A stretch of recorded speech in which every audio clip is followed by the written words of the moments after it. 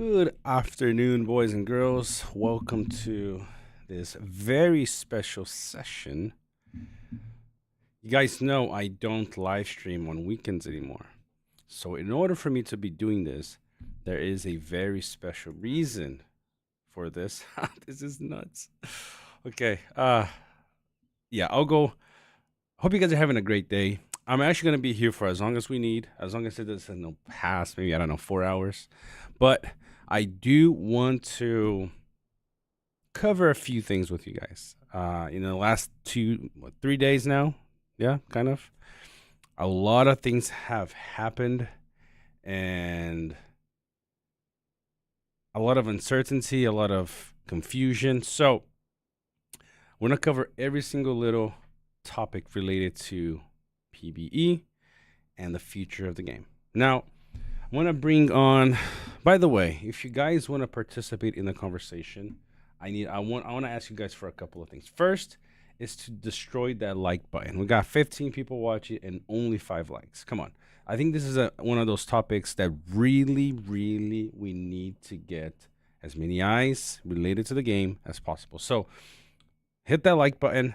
If you're new to the channel, subscribe. I am hopeful that good things are going to happen in the game. But yeah, I know it's all uncertain for now. All right. So the other thing is, just really quick before we get to any of the topics, just copy the link, share with your war bands, with your fellowships. Let's get everybody together. But if you want to participate in the conversation in voice, I invite you to. What's up, Jim? How you doing? I hope you're doing well. You guys can join the conversation in the official Discord's gameplay live stream. I'm gonna copy the link. Okay. I do want to ask you guys for one thing though. If you're gonna join and you want to talk, keep yourselves muted. I just sent the link in the chat here. If you can join there if you want. We got Tactician muted. Thank you so much. But just to keep conversation going smooth and organized, I'm going to go over, basically topic by topic of the things there in this server. So if you want to comment, just say I do for this topic whenever we're covering it. I'll look at the text part of the voice channel. Okay. And then you can say your opinion, but let's set the tone. So let me unmute everybody. We got, I've personally invited Roram to participate. Roram, want to say hi really quick? What's up, everybody? Awesome. There you go. Roram's somebody I trust. Been playing with him for almost a year now.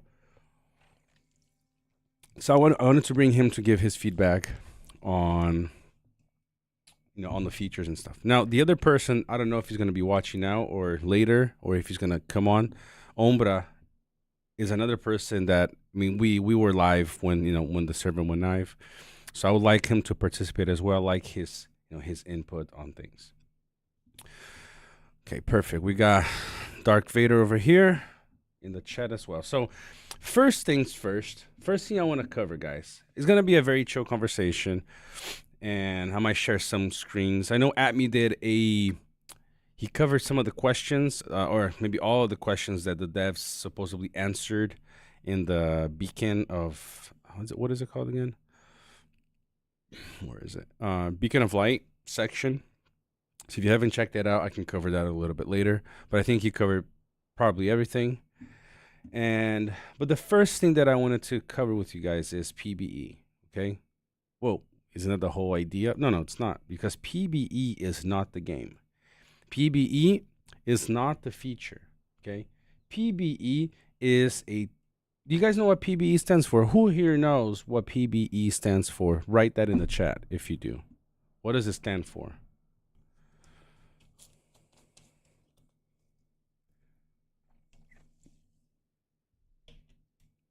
Or write I don't know if you don't know. Alana, you don't count. Because Alana knows already. She knows now, at least. There you go. So PBE stands for Player Beta Experience. There you go. So this is the first thing that I think is all important that we understand what it is. Okay. player versus bot. So it's public beta environment. Okay, sorry, it's not Dexter. It's not player beta. It is. It's public beta environment. Okay, PBE. So all that this is a testing ground. So the features within PBE will change. Okay, today you might be testing this thing. Tomorrow they might remove that thing and add another thing, and then a week from now, a game. Let's talk about a different game, not this game, right? They're gonna want to test the new recoil of a FPS weapon. They're gonna launch this new weapon. They want to test the recoil. They throw that feature in there. People test it. All right, they tweaked it. They adjust it. Okay, let's remove. Let's test the explosion radius of this new grenade that we want to implement in the game, or this weapon needs improvement. We're thinking of doing this to improve. Then, all right, guys, you guys are in the PBE. You guys test it. Give us your feedback.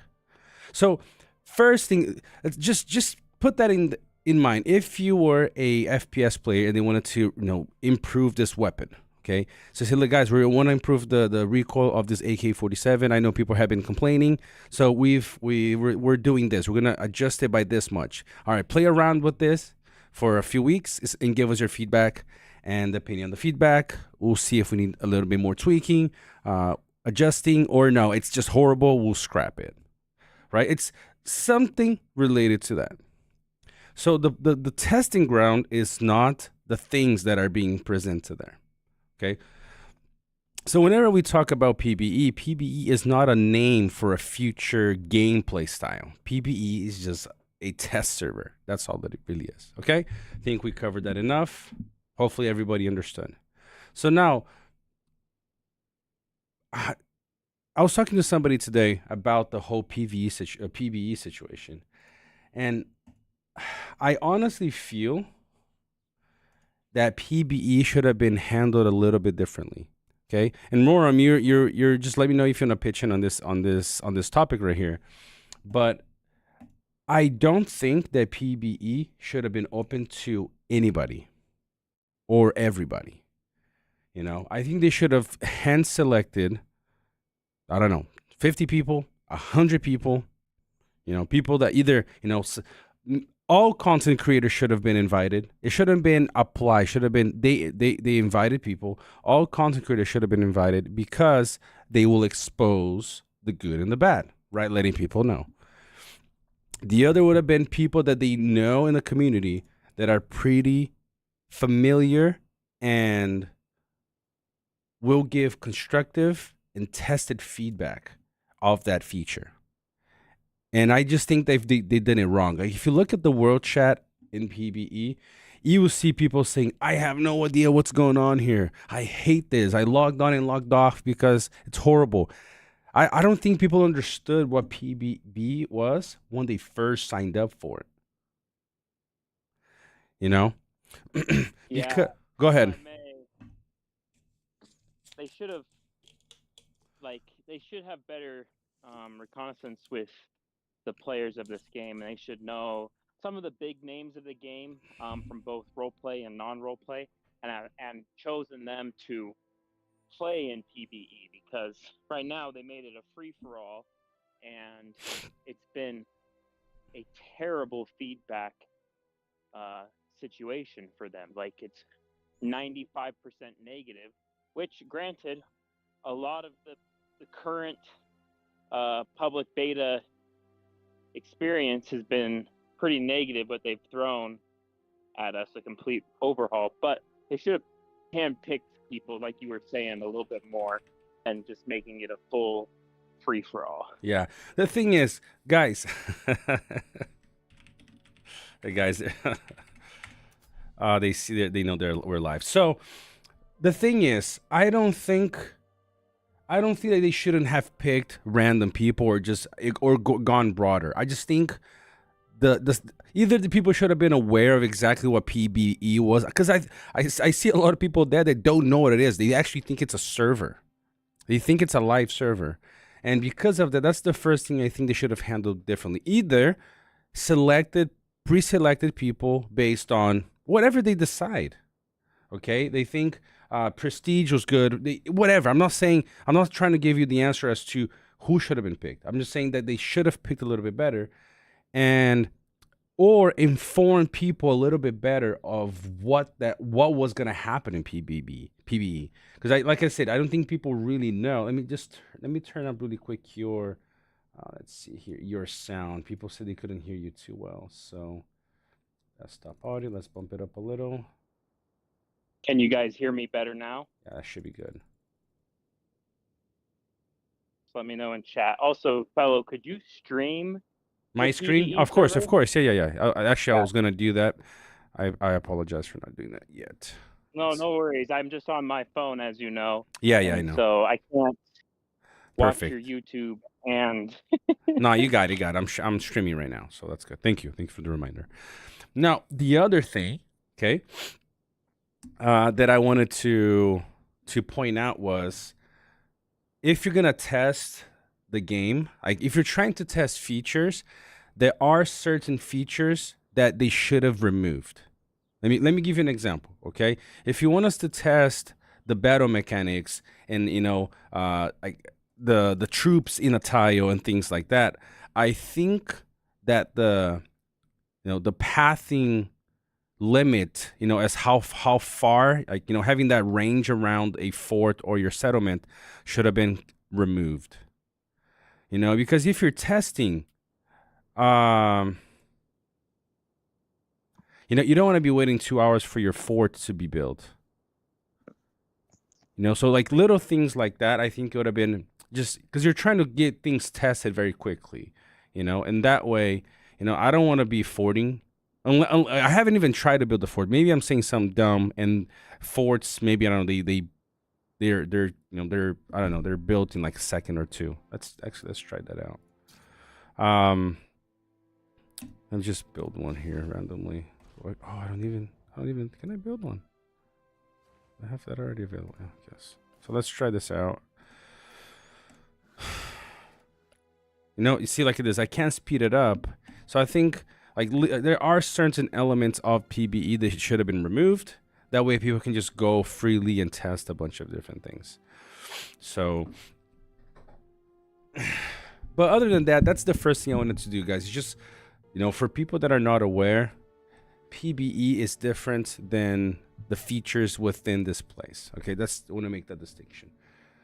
But I think you guys really want to talk about the features within this, and I want to have a very serious conversation. And before we get to each topic, look, question for you guys, okay? And I know that Saxon will probably be watching this because she was watching. It's, by the way, Saxon is a she. Okay, for you guys that didn't know. It's a lady. I mean, I'm gonna ask you guys this. I'm pretty sure she's gonna be watching. If she's not watching right now, I don't know what time it is for her, but she's definitely gonna be watching later. So, question really quick, because I'm going to be constructing. I don't even know if this is gonna matter, and I'm not trying to necessarily change what. I'm not trying to maybe create a petition. Let's do this, because I'm trying to separate a couple of things really quick, because I have my personal feelings towards, like, when I saw PB, if you guys watched the live we did on Thursday, you see how surprised and kind of lost I was with all, like, almost everything was changed. And so I do have my personal feelings. I didn't think that we needed all these changes, because I don't think that is the stuff that was bothering us about the game. So, but that's my emotion talking. That's me, not thinking about the good features that are coming. But before we get to those features, I still want to point out something else. But the first question was, were these features, how do you word this better? Were these features asked by you? Okay, so basically the poll is, were these things that they're adding something you wanted?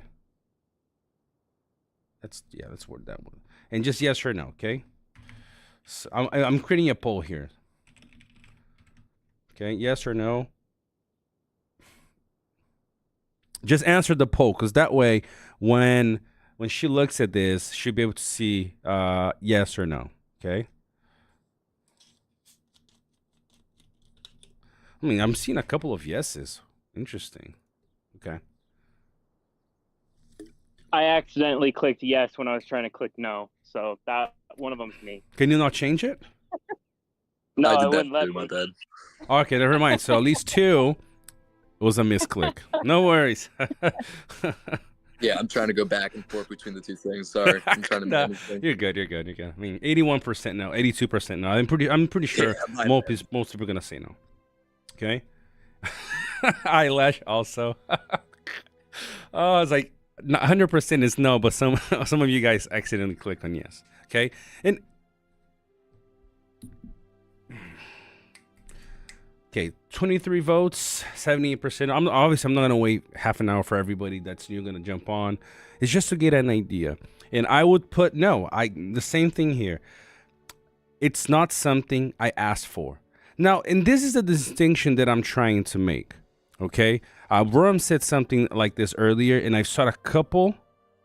I saw a couple of other people saying the same thing, and I'll expose this. I'll give you an analogy, and if my analogy is wrong, then you can tell, look, that's not a good analogy to give, to illustrate what I mean. Okay. For me, is also no. I don't think that these are things that we've asked for. It doesn't mean that the things aren't good, but this is where I'm trying to separate. I'm not if this was like a Rise to War 2 game, like, oh, we're thinking of creating a second game. It looks cool. A lot of the elements look pretty cool, but it's like, I didn't ask for this.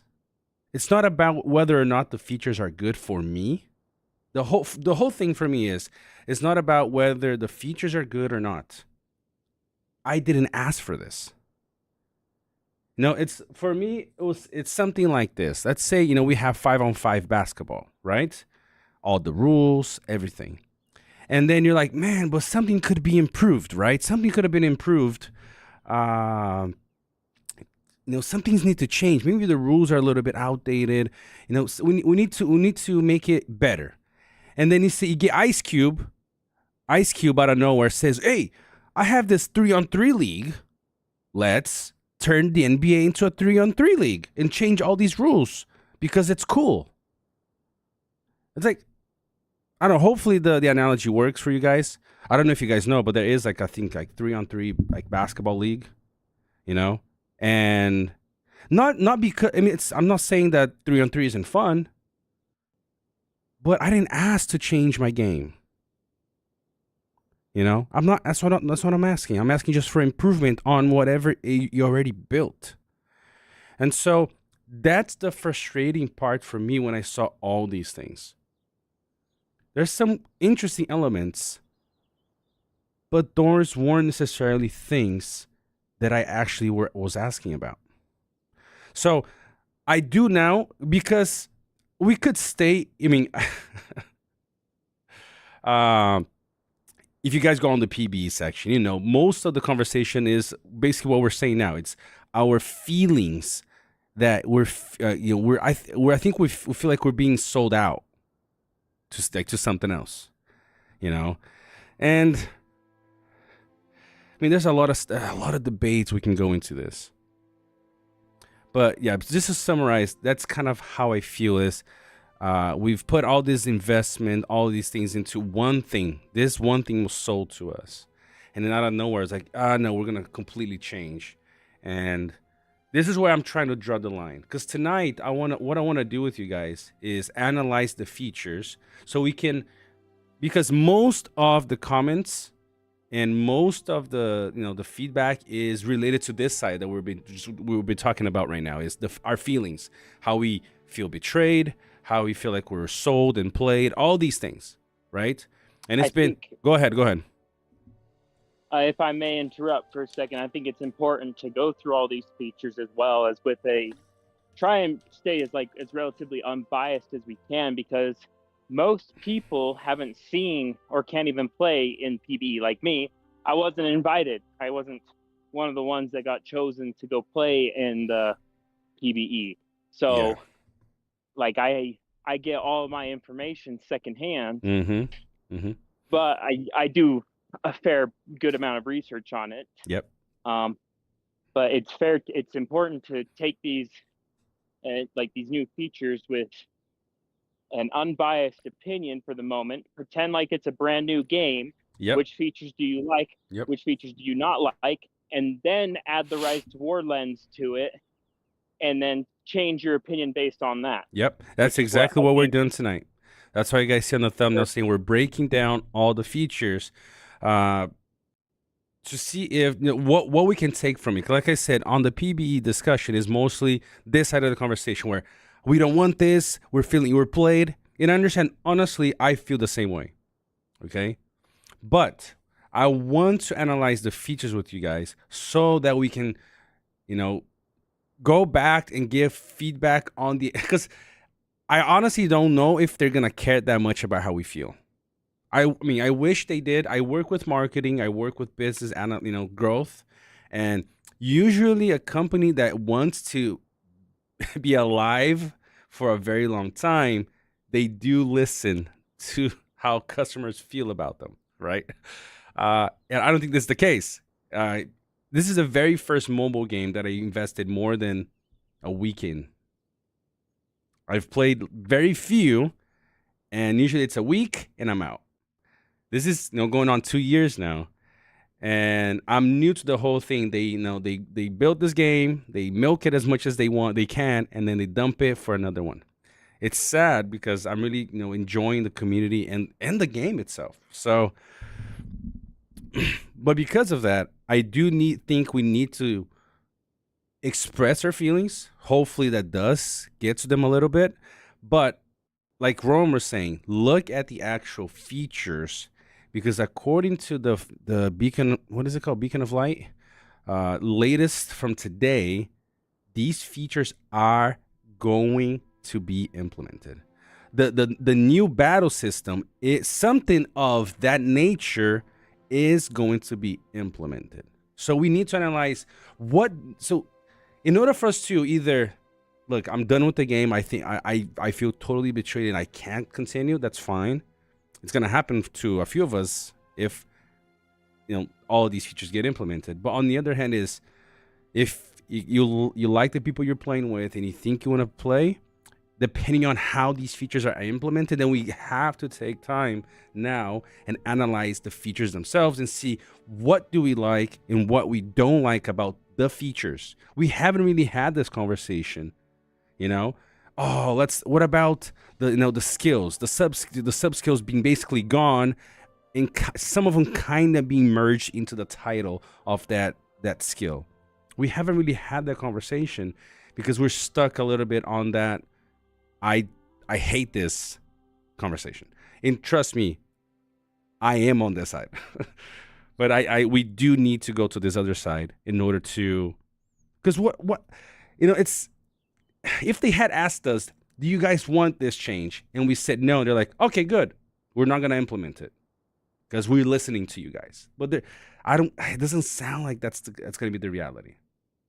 It's going to be what is, what they think it's going to be good for them. And everything's a little bit subjective. Mike said, no, not what you like, what is good for the game. But that's true. But this game is heavily dependent on the players. This is not a FPS that people just come in, just shoot, go to work, come back, shoot again. There's a huge involvement of the community in order for people to continue playing. How many times have you guys seen war bands or fellowships have such a bad experience in a season and they just disband and like half of them just quit? How many people do you know that just quit, their favorite FPS games like that? They don't. They take a break, they come back, or they say they're going to quit. My brother, every single week, is like, I got to stop playing Overwatch. And 5 hours later, what is he doing? Playing Overwatch, because he gets angry at the moment for a match. He's like, but still, I have fun. He comes back. This is not the kind of game that you can do that. Rise Tour is a very unique game that it's not like other RTS, because a lot of other RTS, you have your base there all the time. So if you don't want to play for a month and you want to come back and pick it up again, you can. But with Rise to War, it's different. If you're not actively growing your base, growing your commanders, a week later, you're way behind everybody else. So the commitment, the active commitment is very big on this game. So I do think that the success of a game like this is on the community. So with that aside, we already 25 minutes in, we took that part away. I think it's important for us to be aware of the situation, because some people will not be able to take this. Some people they're not gonna be able to pass the the frustration. Just give me just a second here. Okay. Gore created something. Okay. He's asking about adding stuff from PBE. Gore's got a really nice pros and cons list. We actually discussed it earlier today. We have some differing viewpoints, which is good and healthy, because differing viewpoints helps the conversation stay alive. Can you send me his points? It'd probably be better if you ask him. I don't want to step on his toes. Gore, I think Gore is live here. Gore, can he send it to me, or can you send it to me really quick? I'd like to see it and possibly present it as well. He was here just a second ago, so let me just DM him really quick. Where is Gore?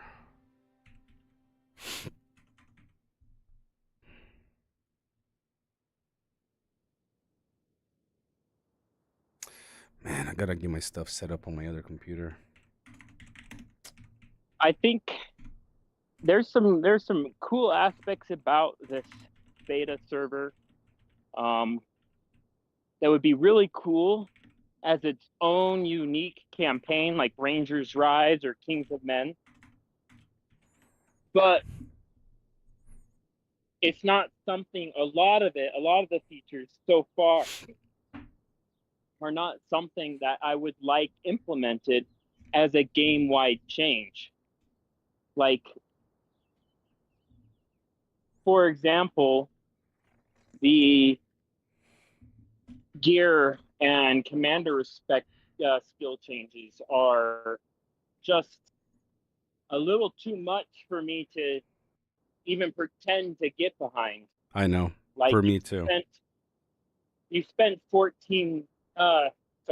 like 10 to 12 seasons now, depending on how fast you go through campaigns, for the late game players, going for very specific gear, and with their current gear value for each gold item is like 80 something bucks for every gold you get.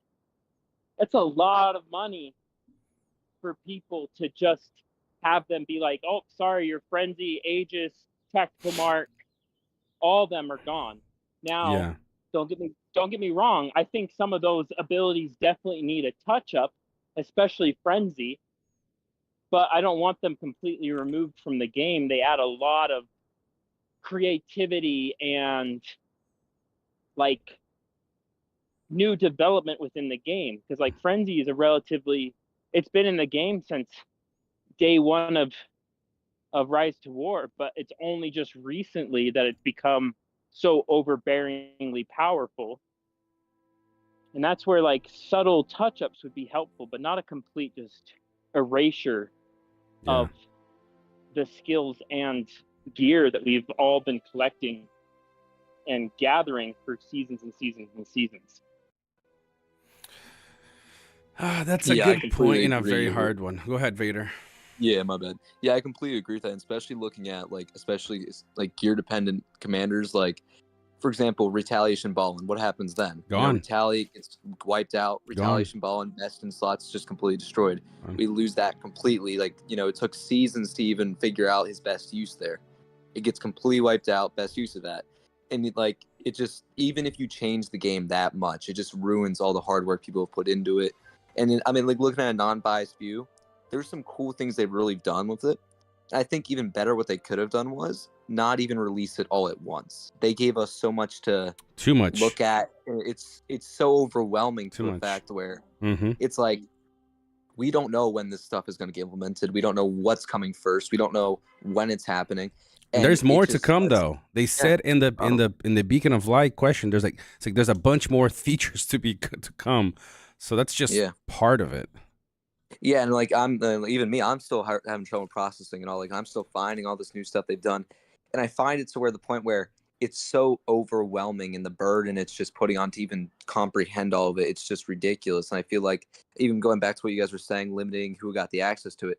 Even then, I feel like they should have just fed it slowly because they gave it all at once. They make it look like they're going to change it all soon, and it's just really, really hard to process through it all. Especially, like I said, going back to very gear dependent commanders who need these certain type of gears to work. Yeah, it creates this. Yeah. Go ahead. Sorry, go ahead. My bad. No, go ahead. All right. Especially looking back at these like gear dependent commanders, retaliation, stuff like that. Only then have those commanders ever became utilizable.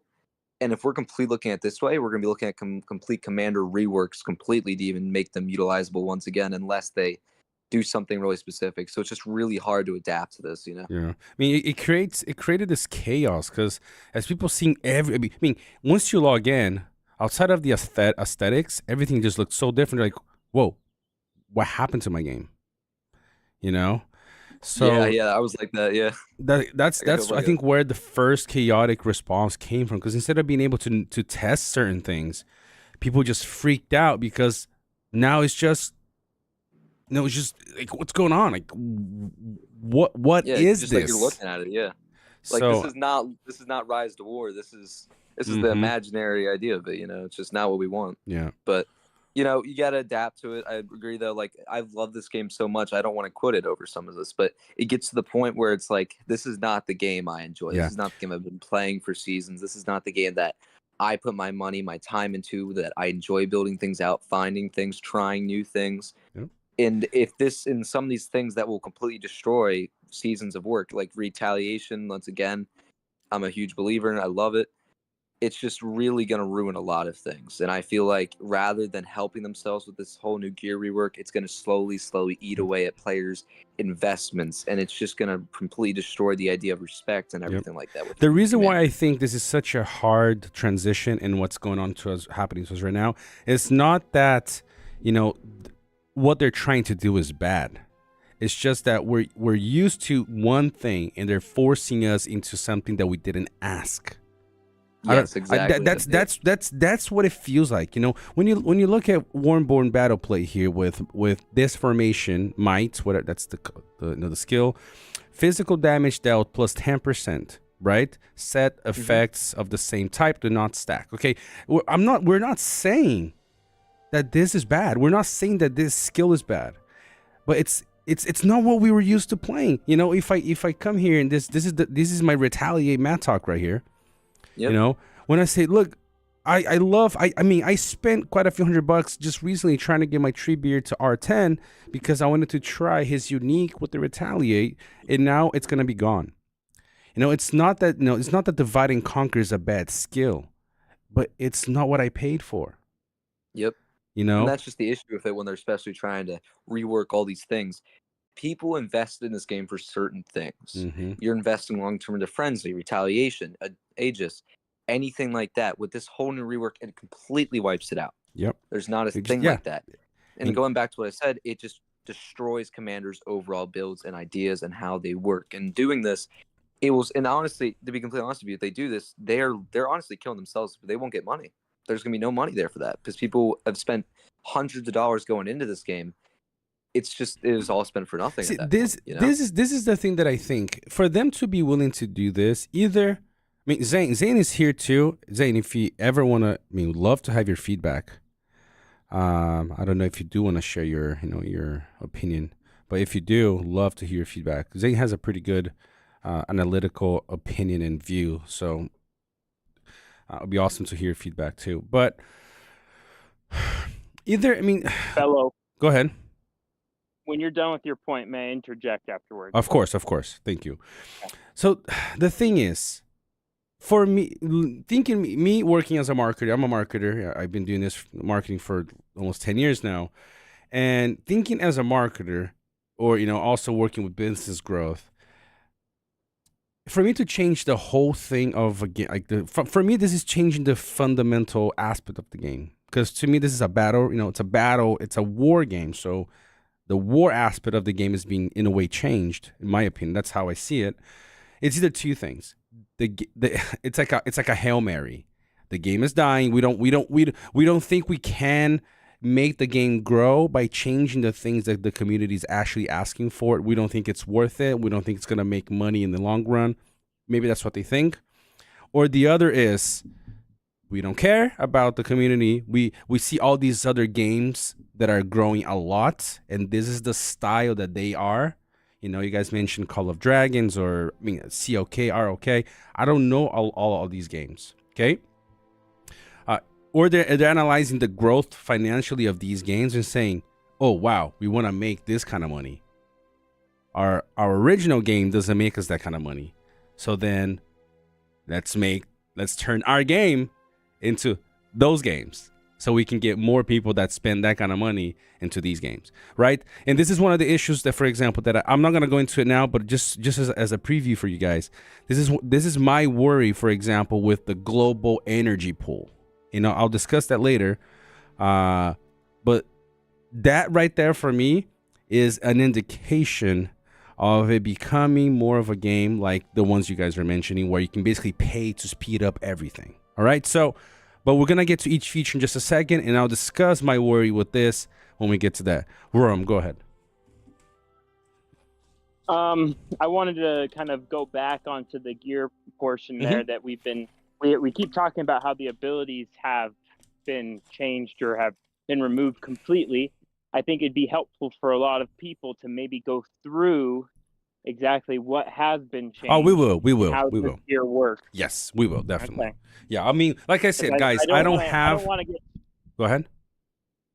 I don't want to get stuck in a loop where we keep beating the same dead horse. Yeah, no. Moving on to no, we will. I got a list here. I've written down all of the features, and we'll go through one by one. By the way, on the gear thing, we were talking about this in PBE, the discussion section earlier, talking about how none of this is refined.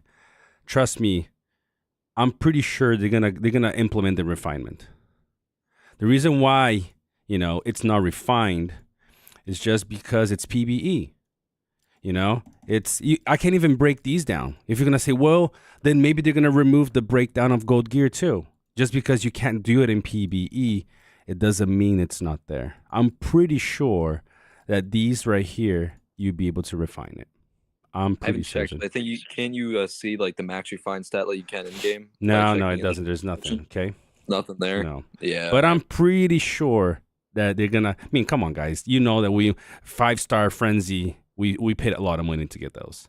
They're not gonna lose out on those, right? One indication right here is keeping the uniques with its own refines. So I'm pretty certain that once whatever version of the gear they implement, you'll still be able to increase it by refining that gear. Okay, but let's get to it. Okay, like I said, I don't have a time frame, but I want to just make sure that we're covering every single feature in the game. First and foremost, let's see. Give me a second here. All right, let's go. Let's talk about the removal of this. So this is feature number 1. Let's analyze them individually so we can, is this a good feature or is this a bad feature without comparing to the whole overall thing? Because also I think it's a mistake we make. Global energy pool, right? From what I was told or the information was, these are subject to change. Like it says at the bottom here, the content of PBE does not represent the final launch content. But from what I was taught, I think you get like 300 base energy, and then you get, I think, another 300 from this skill right here, right? An extra 300 here. And I think it's like 300 base. We got an extra here because of PBE. If I'm not mistaken, we get an extra boost in energy or something like that.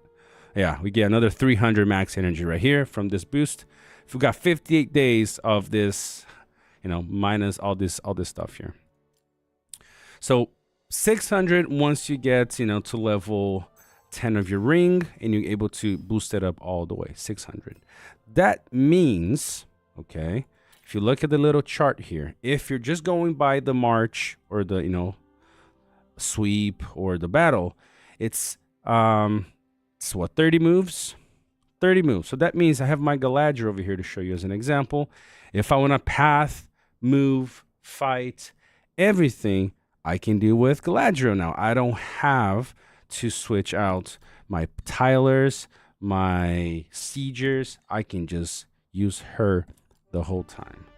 And there's, everything costs a different amount. Marching, moving, sweeping, 20 energy points. Mind sharpening, 20 energy points. This is nuts though. Rally, 20.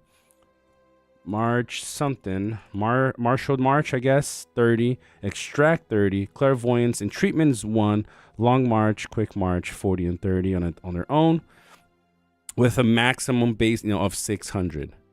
How do you guys feel, guys in the chat?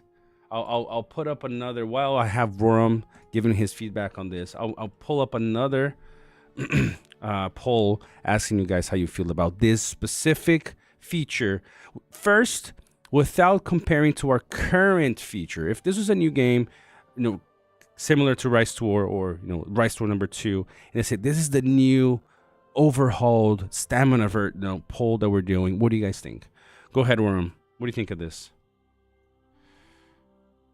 I mean, it's another energy pool game where it's meant to slow down the game drastically for the majority of the players, but then for the whales and krakens, they can speed it up to where they can make a lot of money off of energy every single day.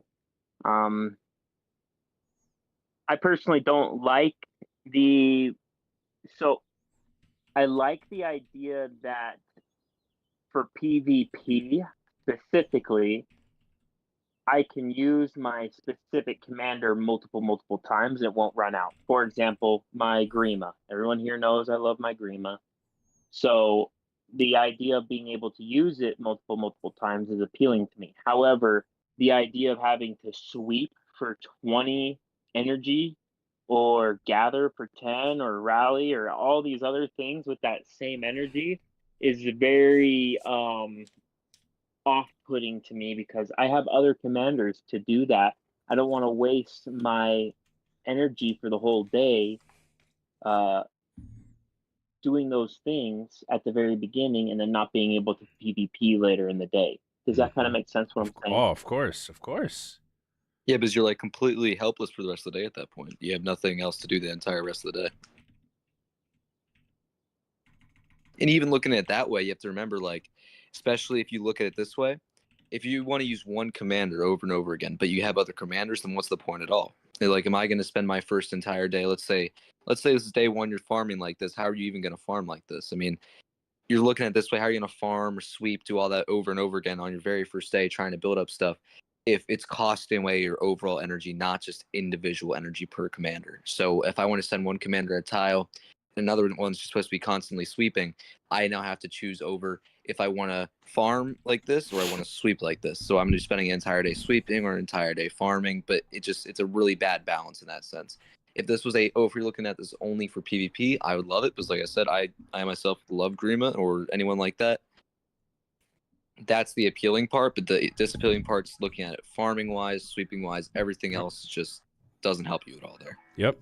Now, the cool thing about today's live stream is the idea of what we're discussing is, remember how they asked us for feedback?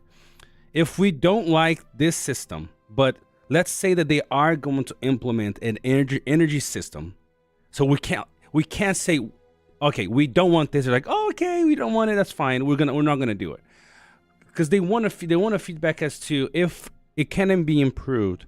How would you improve it once we launch this?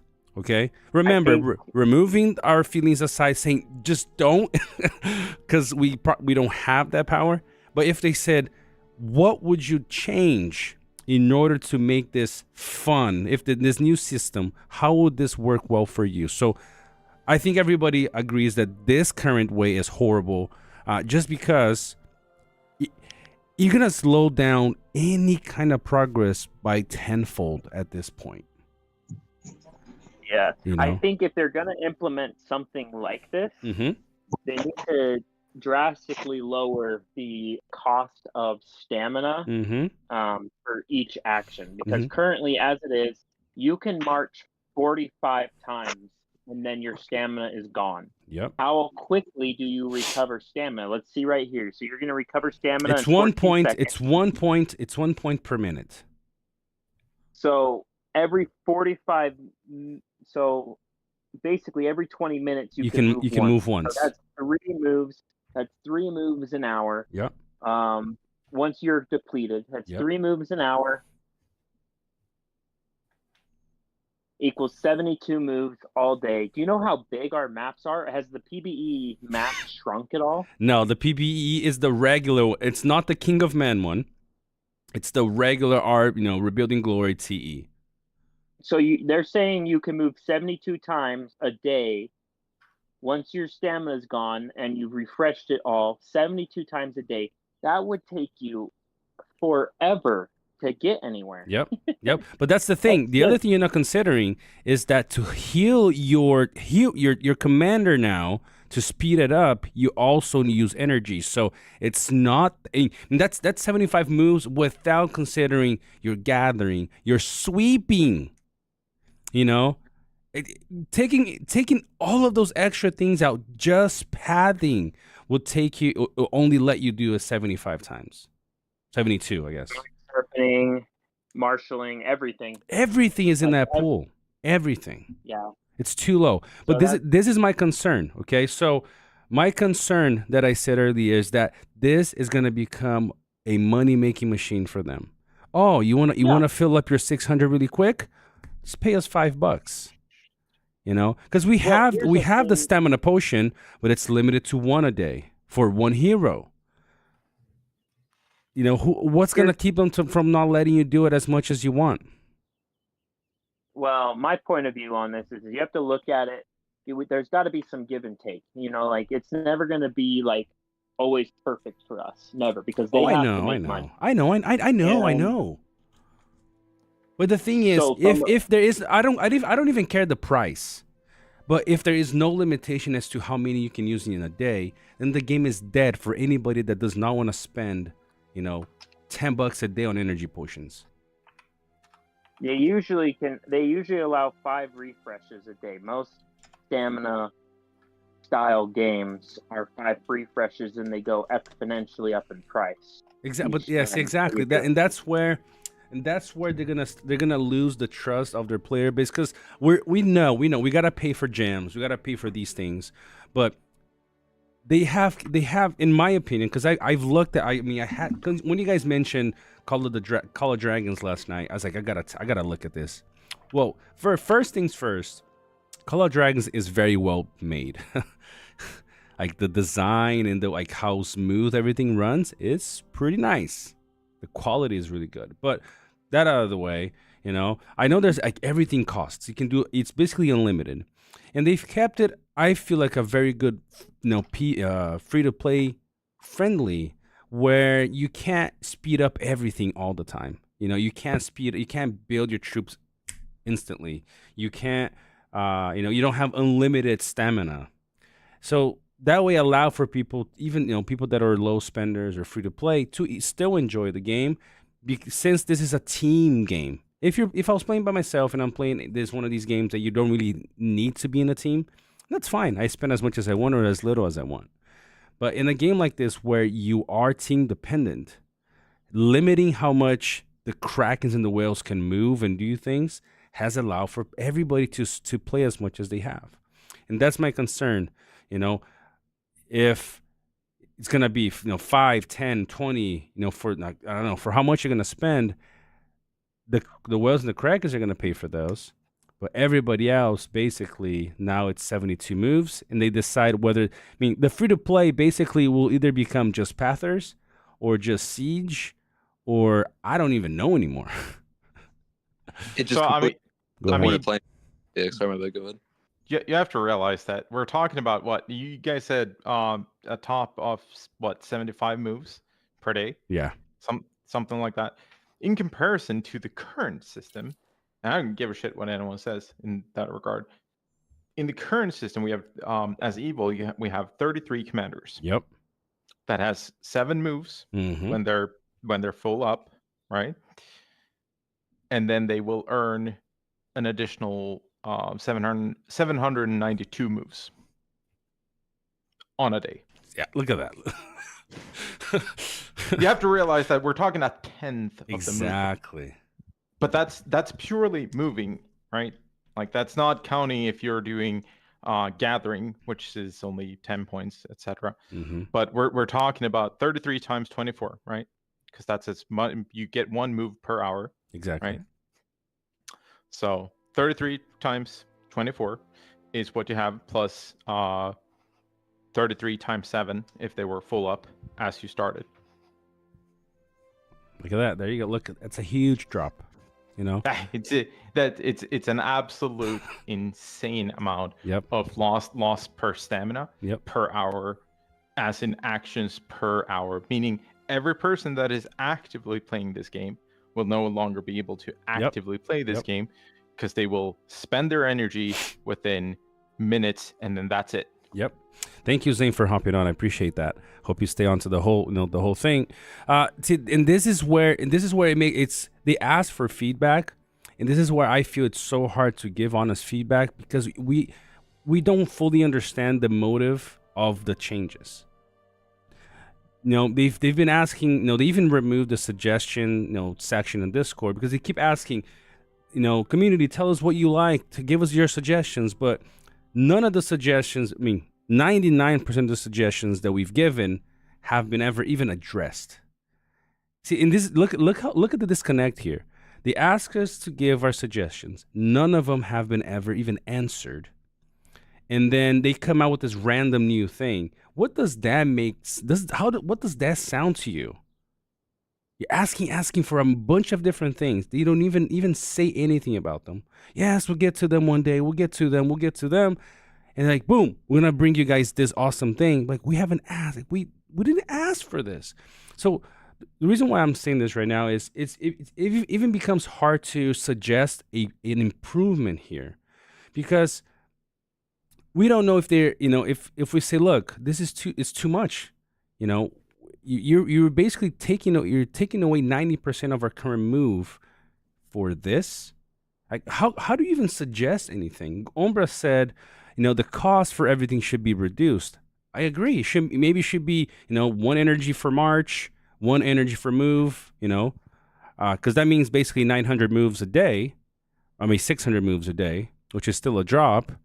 Or if there is a PvP army there, it means it's a march, so maybe it costs you 5 energy, opposed to 1 of just a regular tiling move, things like that. Just like I said, because if their motive really is, we just want to milk you guys, they're never gonna listen to improvement that is pro players. It's really gonna fall in deaf ears. But we're still gonna do it. They tell us to give feedback and what we would do differently if in case we don't like it. How could this be improved? What do you guys think? I would say. Oh, you go here. Go, my bad. No, you go ahead. I would say I feel like they've been taking kind of little cheap shots at like slowly slowing the game down. Like one of the biggest things I noticed was like this kind of going a little farther back. My bad for this, but even looking at season 1, I did it recently. I wanted to try it out, see what it is nowadays. I kid you not, there is 5 people active in 1 server. No one's gonna get the ring. No one's been able to take keeps. They've completely slowed down their game, and even in season 2 with the rework to your first buffs completely wiped out as well. I just feel like they're slowly starting to eat away at this game to make it slower. And like you said, they're trying to give the buffs to whales. And I guess if like you're managing multiple accounts, and if you had to, even you're looking at let's say you said 1 free-to-play account, it almost becomes impossible to keep up with everyone, especially farming. As you said, if it like gradually increases the price, it doesn't matter to some people. They'll pay it.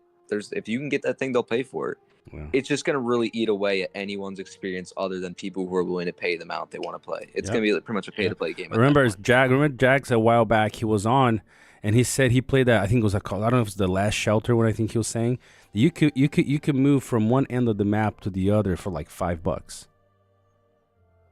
You know, and people will do it because that's they didn't want to wait 2-3 hours to get there. It's like, so yeah, I got to speed up for March. Yeah, I'll pay. And that's what it feels like. You know, it's like they're basically just throwing away all that they built for the last 2 years, you know, and then, you know, giving us this different model. But I do like the idea that, you know, just saying, so I'll let you go first. What do you think could be done to improve this system? Like what they're presenting here, what would you do to improve it? You want the honest opinion, or no, do you want 100%. Give me your honest opinion. I mean, the only way they can do it to even keep it somewhere close is that they literally would have to multiply all the values by 10. Right? Oh, I mean, yeah, That's, but realistically, then there's no point in changing the system. Exactly. I was gonna say now, because now, I mean, what would be the point of letting your R25 Grima, just everywhere? Right, but that's already what's being done here. Essentially, exactly. This is literally a system that caters to whales, because they will have their formations will have 4 times R25 with virtually the best possible gear that they can have, because they will have access to more sets than other people. Mm-hmm. And then they will be able to move more and spend more money to move more.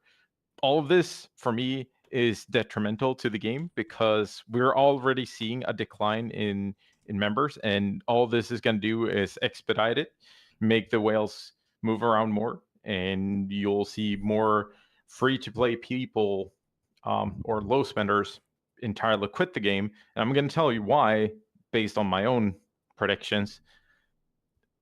The moment you get a pause from this game, a proper pause, the more unlikely you are to return to the game. Yep. That's literally what this game has been built on. And so the more you pause from the game, the more you realize that I don't really want to return. And this is going to be a huge problem, because the low spenders, free to play, whatever, are still the core bulk of people that you need for your whales to slap and attack. Yep. If they don't exist, and if they don't do the work, then whales will also quit, because there's nobody to fight. Yeah. True. And so it's literally just a chain reaction that is going to happen. And if they cannot see that, then I'm sorry, then they're blind at this point. Yeah. Because this is not the game. This is not to mention. Go ahead. No, go ahead. I mean, it's just not to mention the fact that they're going to open themselves up to a whole slew of other problems, which I'm not going to talk about on your stream, but like we all know what I'm talking about. I think I know what you're talking about. I think everybody here knows what you're talking about. Yeah. Right. So, I mean, it's really up to them, but like it's not a great idea. Yeah. In my opinion. See, this is one of those things. Like this is one of the features that I have no clue like why. To me, the whole commander, the whole commander limitation move is perfect. It's like chess, you can move a few pieces, then you have to move your other pieces, and you spread your experience through different characters. This removes all of that. There's no reason for me to take tiles with anybody else besides these 4 heroes now. Because I can just move with those. So this is one of the things that I have no clue where, like, just looking at this is what I'm saying. It feels like they're looking at other games and saying, oh, this feature is gonna probably make us more money. So let's just throw that in there. Maybe it probably doesn't even make sense, but it doesn't matter. It's gonna probably gonna be profitable for us. It's gonna totally disrupt the whole gameplay, but who cares at this point? That's how it feels, because it makes no sense. If you want to give people more ways to buy, then make that you can buy 3. You can use 3 stamina potions per hero. That means the guy that wants to run his Sauron, 6 more times, he's gonna do it. For him, $1 is perfect for 3 extra moves. But like you said, this just to me disrupts the whole how we play today. Today I use my Gandalf 6 times. I take the bigger tiles because he is higher respect, has the gear that I want. Okay, I've taken 6 200s with him. Okay, gotta let him cool down. I'm gonna take a few 150s with this guy now because he has less respect. He's not the same level as Gandalf the Grey. Boom, he takes 6 150s. All right, I need to get to my siege. Okay, I use my cavalry guys or my eagles. They're gonna get there. No, I don't have to do that anymore. All I need is my top 4, and they do all of that. They will do all of that for me now because it's one pool. It makes no sense. Ideally for me, that's the thing. I like having to use my other commanders. Diversity will definitely drop. Let's 100%. So, but if there is no way for them to, because like I said, guys, this is something we have to put out. Not every feature that they test will go live. They told us that the battle system will. That's at least that's what it says in the Beacon of Light, the question that they answered. But not everything. So my suggestion, which first would be scrap this energy system. I personally don't like it. I like the diversity, but if it was to keep it, either the cost of each thing should be dropped, or like Zane said, we should have more. I mean, 600 energy is nothing. Anybody else have any other suggestions for this? The only other thing I can think of is if they obviously added a decent amount more energy, and you weren't allowed stamina refills. That's the only way they could balance it out between free to play and whale players. But obviously, I'm sorry. Yeah. No, you're good. And obviously, the best way they're gonna do it, they're gonna go for more money, because that's just the recent updates have really shown that, in my opinion. I see how this game is going now. They obviously said nothing is guaranteed, but just how this game is moving recently, it's just looking more and more like I hate to put it this way, but it looks like they're money hungry. That's just literally what it looks like. And and I hate to see it, because I've been playing this game for such a long time now, and I love, because they used to listen, they used to have full-on conversations, but now it's just, I'm at this point where it's like, it feels like it's slowly withering into other games that I went away from because of reasons like this, Yep. I think if they want to implement this system, the only way I can see that it being even reasonably accepted is all those stamina costs move, sweep, gather, mind sharpen, rally, martial, extract, and long march and quick march all need to be reduced by 1/10 of it. March, like the attack, attack march PvP, you could convince me to keep it higher if they want to make extra money, because then the whales will be more inclined to pay for it, but then the free-to-play players can still enjoy a long active PvP of tile flipping and annoying the crap out of whales. But that's what I could see. If they want to implement this, they have to reduce all those totals by 1/10 at least. Yeah, I got it. My biggest issue with this new system, like I said, is just that people won't need to be using other heroes, and that to me, just like, why would I even collect new heroes if they don't have any uniqueness anymore? It to me just ruined the whole idea. Maybe I'm just too attached to the system that we have now, but let me have a look here. I don't think I have. Do I have Sharku? I think I should. Well, another way of looking at it is, how popular did it actually become having multiple commanders in an army? And the answer to that is that Rangers Rise was not a popular game mode. It wasn't, exactly. That's like, and so adding 2 more to the pool isn't probably going to change that, and especially not with the commander system, like the skill system that they've chosen for this. I personally don't think that the whole formation thing is such a bad idea, but they're not going to be able to do it the way they want to do it now. Yeah, I mean, yeah, we'll talk about the formation. The whole idea of the formation kind of has grown on me a little bit, but yeah, we'll get specifically to that in just a second. See, there's no more buff for him, like in not sweeping, in gathering, Boom, there's no more. In a way, you can say, well, that's kind of good, do you really want a hero that all he's good for is, is gathering? Maybe not, but like I said, it just feels like some of the heroes lost a little bit of their uniqueness, and definitely for me, I don't feel like it's a good thing. But Mike Brown earlier, he said, we're talking about something. He said, of course, of course they are. The owner of any business will solely focus on profit, but that's true. But there are multiple ways of doing it. There is only one way of making money.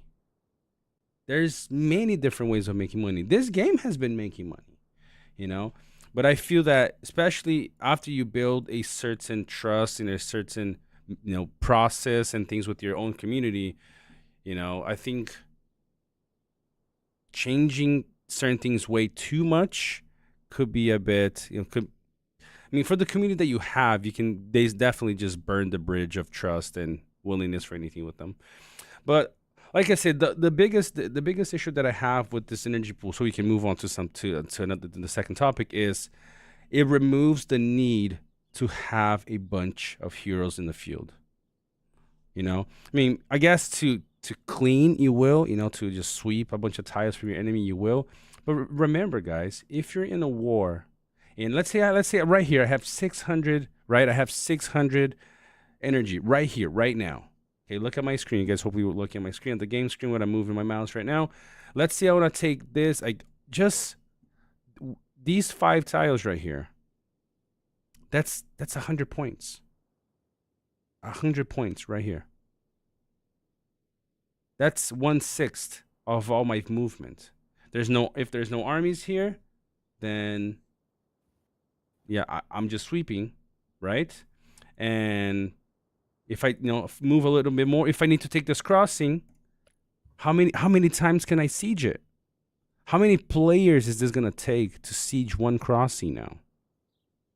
Especially for the good side. The evil, I guess Gothmog lost his siege too.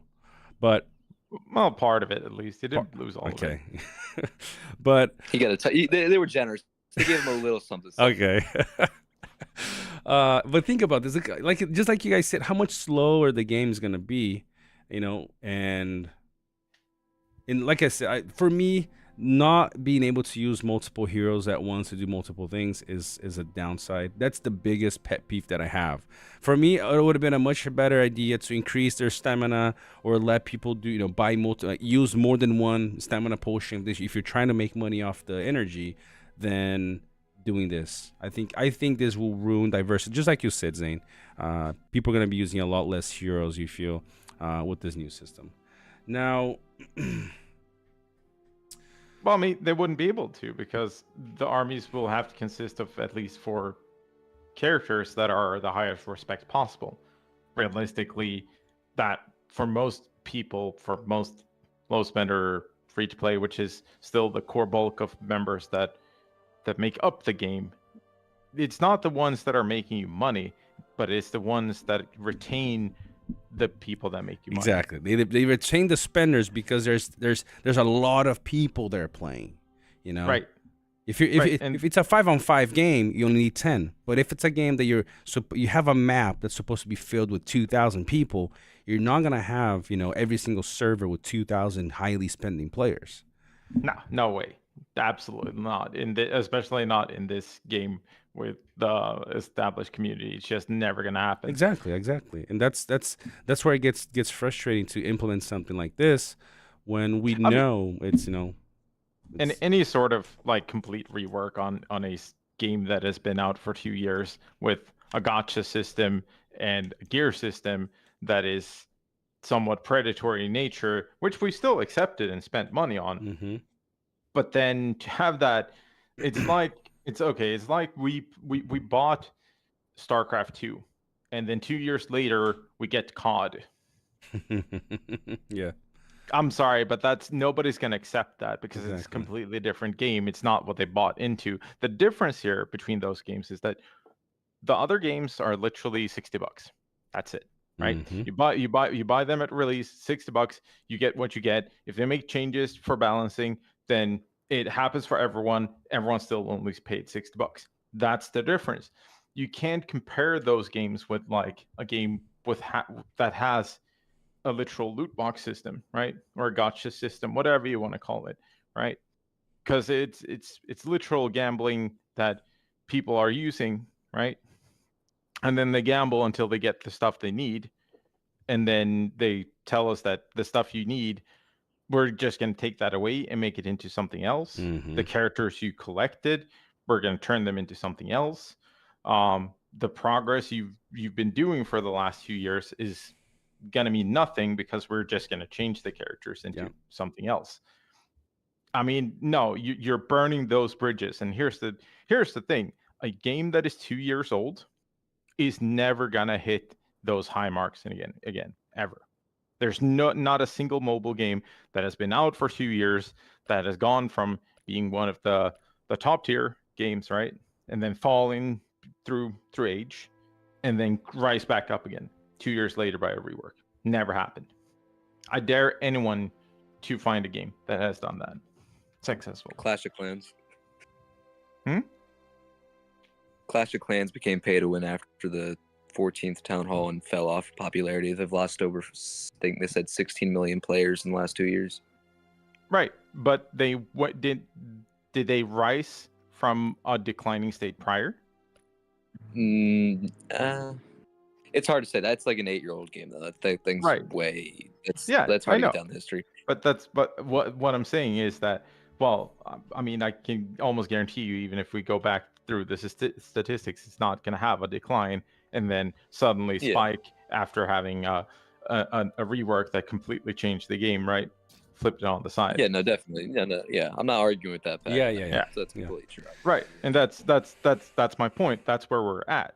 That's what they're trying to do now. They want to rework the system entirely in hopes of earning more money of a player base that I can almost guarantee you that maybe not a majority, but I'm willing to bet that somewhere a third or a fourth is going to vanish very quickly if this goes live.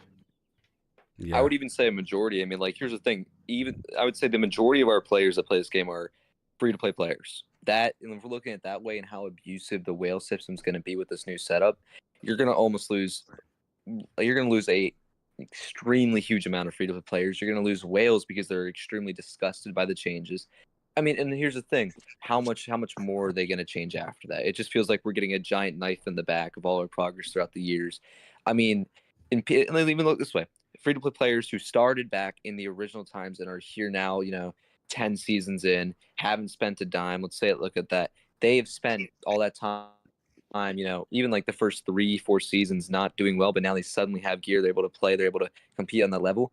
But to find out that all that time they spent is gone too, it's just, it just ruins it. Oh, no. I think that I will, my personal opinion, I'm not gonna sugarcoat it. I think that if this goes live as is, that's the death blow. Like, it's not even like it's gonna that's the nail, right? That's what's gonna make the challenge tip over. It's Order 66 all over again. I mean, you're gone, right? You're gone. Oh no, absolutely. I personally, I will definitely be gone. It's not even I'm not even. That's not even. Yeah, no, not even an argument. I'm gone. I know quite a few people that are going to be gone. Yeah. Now, question for you guys: do you think that this new energy pool system, is going to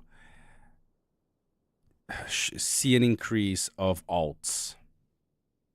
No. Oh, extremely. I don't. Maybe. I mean, maybe. No, they in that fact they've already been smart because they've limited each faction to 200 players. Right? That's the pre-work for that is already set. That stage is already done. You can't do it. Okay. Look how crazy that looks. Decreasing factions from what used to be like 1,000 in the beginning in the few seasons. Wasn't it? Nah, I mean it's the first like 2 seasons could have up to like 1,000. 1,000, right? They start ever since, yeah. Yeah, has been dropping. And then after that, there's nothing. But it's that's been dropping steadily over a long time because it's and with good reason. Yeah, of course. Right. it has to do with balancing, right? Like yeah. So I'm not arguing that. I'm just saying that competitive teams are not going to run alts because alts won't fit. Right? They won't fit there's in just a no faction. room at that point. You know, Right. they're going to limit Exactly. And another reason for this is the UF removal, right? Because that also hampers it. Otherwise, you would have had like one faction that doesn't care at all, right? Mm-hmm. You only run your pathing. They're just going to take over the map and be done. Right. Yeah. But that's not going to happen either. So I mean, that stage has already been set. The preset has already been done. All right. Okay, cool. So I think we covered that whole thing. I think that the two things that we talked about was basically scrap the whole thing. If we could vote, scrap the whole energy system. I think that's. I mean, I don't think our current stamina thing was bad. Did anybody ever complain about the stamina system? I don't remember seeing anybody complaining about this. No one ever complained about it. I think the only time I've ever heard complaints is from big whales wishing that they could use more stamina pots, but like that's pretty much it from a stamina perspective. You see how that makes things look, you know? Nobody's complained about this, and it's out of nowhere introduced, you know? It's like, guys, we don't care about you, you know? We don't care. I mean, if we publish all the numbers to the general player base and they could actually get that information, I can tell you right now that they would be outraged because it's ridiculous. Like the comparison again is like we're getting a 10th of what we used to have, and everyone's like, it's basically going back to the whole fragments again, right? People cheering the vouchers over the fragments when it was first announced. And then they figured out that, hey, shit, this is bad. We want fragments back.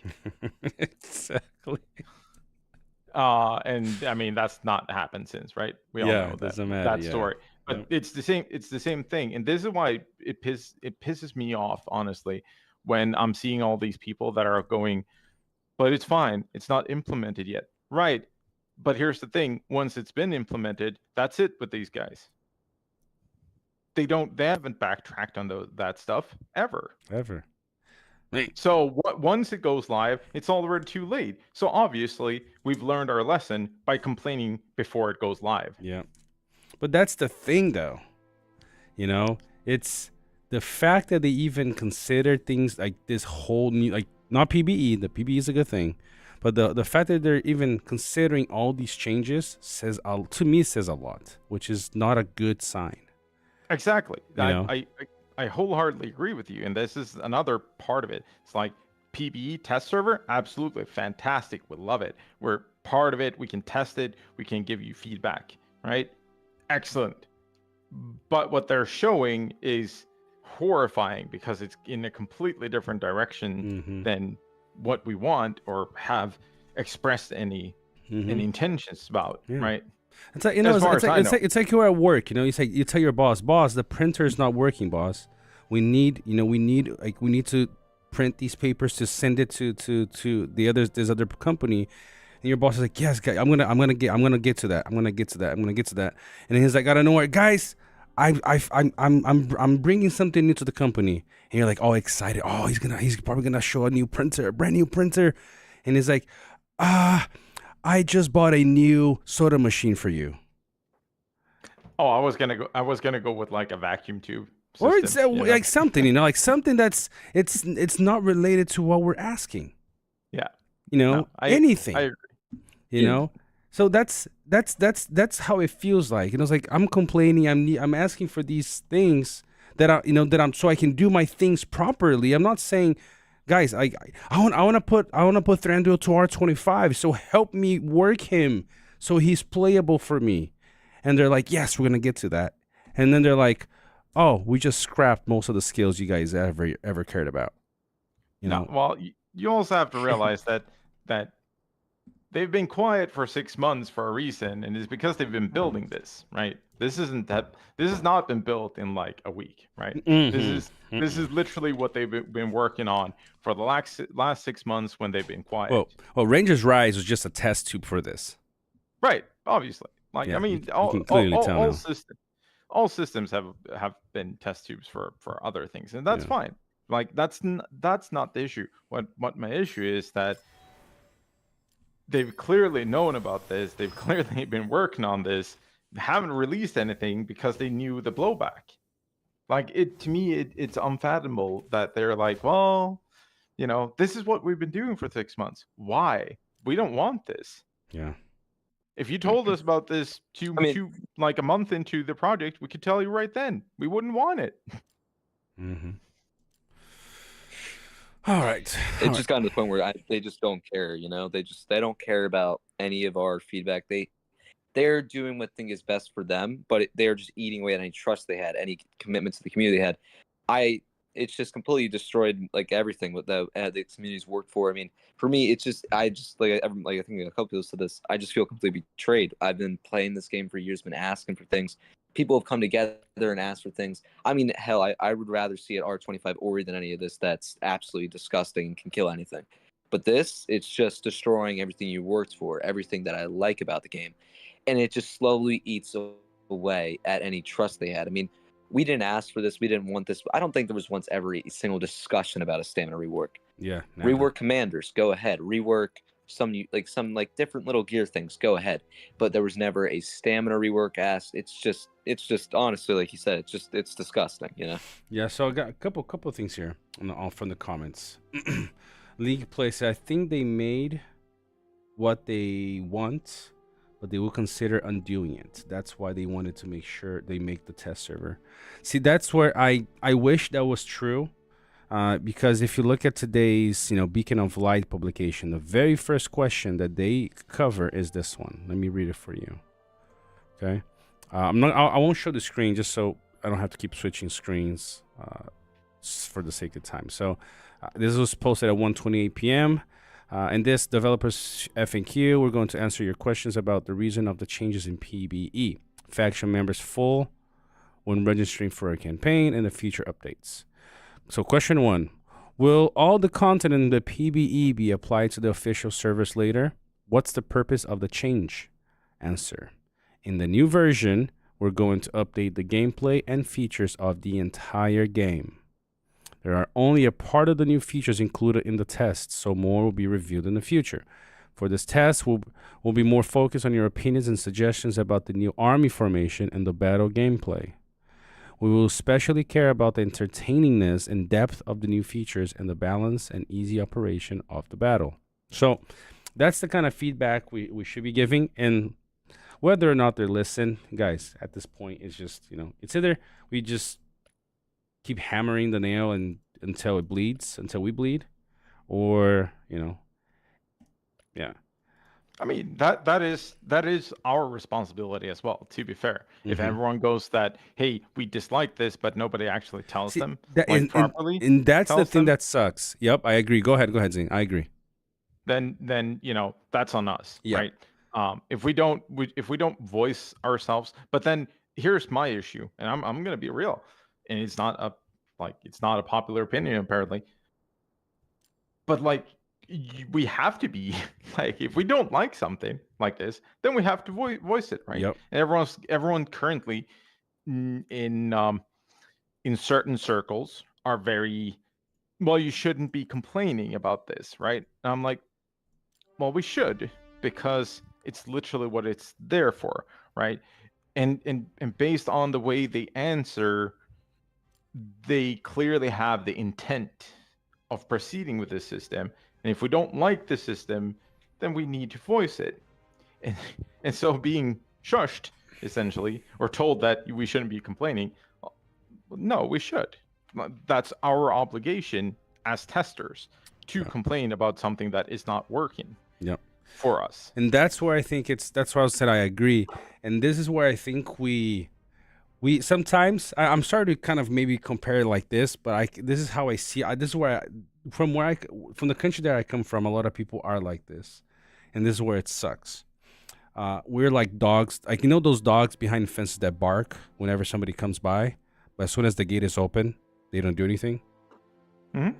That's how I feel like most of us are most of the time. And we complain, we do this, but when we're like, hey, let's organize a proper feedback, I think people just like, oh, I'm busy. Oh, I don't want to do this. Or like, if we want our game to be preserved as much as possible, we need to organize ourselves and say, look, let's everybody give this feedback in one way together, and that's it. You know, we're not trying to go on a strike, but if we're like, from what I see, most people don't like many aspects of the things. And I think one aspect that we do need to be a little bit more careful and a little bit more thorough is the battle system. Because myself, I haven't had time. I wish I had more time this last couple of days, you know, to sit down, you know, exactly go at every single little, you know, item, every single little skill, and be like, okay, I think I see because we're so used to our current system, which nowadays for us is kind of second nature, you know. Oh, I know the skills, understand how most of them work, things like that. So having to sit down and look at how these skills work with the commander HP and them attacking, them getting attacked, all these new things, I think this is the only thing that we really need to be, you know, to be able to give a feedback. Like I said, to removing our personal feelings from this and analyzing the system itself, how good or how bad you think it is. But honestly, we do need, if we really want to try to keep certain aspects of our game intact, or at least somewhat preserved, we need to make that commitment to like, okay, we're gonna voice our opinion in a logical way. You know, ranting in PBE is gonna show people how you feel, but you're not showing like logically or giving a solution to your problem, you know. And so go ahead, Zane. To a degree, I agree with this, but I also disagree to a degree, because people asking us to give them good, like, a feedback or a suggestion when they're changing a system into something that nobody asked for is also ludicrous. It is. It's me asking you how am I going to run my business and you have no idea, right? Yeah, I agree. That makes sense. You can't do that, and you also can't ask people to completely eliminate themselves from personal attachments. Again, we're talking certain people have spent thousands of dollars, right? Thousands of dollars. Bring that in for a second. Like, that's a lot of money for a lot of people. Mm-hmm. They've spent that to acquire specific items that will be completely nullified by a new battle system. Yeah. They have all the rights in the world to be upset about that and not like the new system. Now, my argument would be, if they want to improve and change the battle system, that's fine. They can do that. But they can do it in a non-invasive way, as in they could have added set items to current items. They could have done minor adjustments and still make it work. Mm-hmm. They could have. They're choosing not to because they prefer the system, right? Because they spend time developing this system. They have an attachment. There's a difference between players and developers in this aspect, because they also invest time and effort into doing certain things. Yeah. And they get attached to them. Whether or not the community wants them or not, they want to run it because they made it. Exactly. No, it is. It is. I agree. If I make a car I'm from laughing scratch, out of sadness. I'm gonna want to write it, even if the police says that it's illegal because that doesn't follow some some code or whatever, right? Mm-hmm. But I'm gonna want to do it because I know it works, right? Because I made it. So and it's the same with developers. They have similar attachments and feelings to what they've created, and they want to see it succeed, whether it's a good system or not. And again, it's up to the players to voice themselves in a way that they get the attention. Yeah, this is how we talk. We I think we were talking yesterday on the Pirates chat. That you mentioned that there's a complete disconnect, between developers and the player base, because, like I said, if there's so many ways to make money, and probably one of the best ways to make money from the current player base would be to build something that is gonna make you money, but take into consideration the worries, that the player base has. So what this PBE has done is essentially backfired on them, in my opinion, because all they've done is that they've shown a direction in which the players are not on board. They've not sold the idea of this system at all prior to releasing this test environment. Yep. And so they've already caused a panic, right, amongst their player base, which is going to be like, well, I don't know the direction anymore. And so they're going to slow their spending because they're uncertain of the future. I know that I have, right? The moment I saw these things, my first thought was, all right, well, so I'm not spending until I know where we're going. Yep. Right. Same. Because there's no point, right? Why would I spend into a game now before I know the direction of the game? And so they cost this. It's the same with investors in real life, right? When things happen in real life, like if you're an investment company and then you're thinking about investing into a real estate company, and then that company all of a sudden starts showing signs of changing directions, then that's going to make, generally speaking, it's going to make you a little bit upset because they're a real estate company that is now interested in doing construction. Mm-hmm. And that's gonna put a dent into you because that's not what they're good for. That's not what they've been doing. And so you're gonna feel much more awkward. This is the same thing happens in these games. Quite literally, the player base is the investors, and you're the one that has the product, the thing that they invest into. And whenever you release something that isn't in sync with what they want, they're gonna start withholding money. Yeah, of course. And this is a problem because then you want to recover that money, right? Because you're not making as much money. So you want to recover that. And the little bean counters that makes those choices are going to pressure the developers to introduce more systems that earn more money. Yep. Which is that's the death spiral. This is why I think that this, if again, this is purely if statements, right? But if this goes live as is, then I think that's it. I think that that's going to be the death. I really do. And people can reach out to me anytime, anywhere. I'll happily talk it over with them, and we can go over the numbers and the math behind it and my reasoning. That's fine too, right? But I really do think that this is a really, really terrible idea that is happening. And again, it's something. They haven't sold us on this. They've been quiet for 6 months. They started doing some quality updates, and then they dropped this shell on us, which is showing a completely different direction that nobody wants. Well, sorry, nobody I know wants. Yep. I completely agree with all of that, man. It's just like they've been slowly giving us some palatable updates, ones to keep the wolves at bay, I guess, And now we're getting this complete bombshell that not only reworks the game we've been playing for almost 2 years now. We've grown to this game, we've adapted to this game. And in the beginning, going back to what I said like a little bit ago, in the beginning, it was super responsive devs we were used to. We got feedback. We gave them feedback. It was a give and take relationship we had.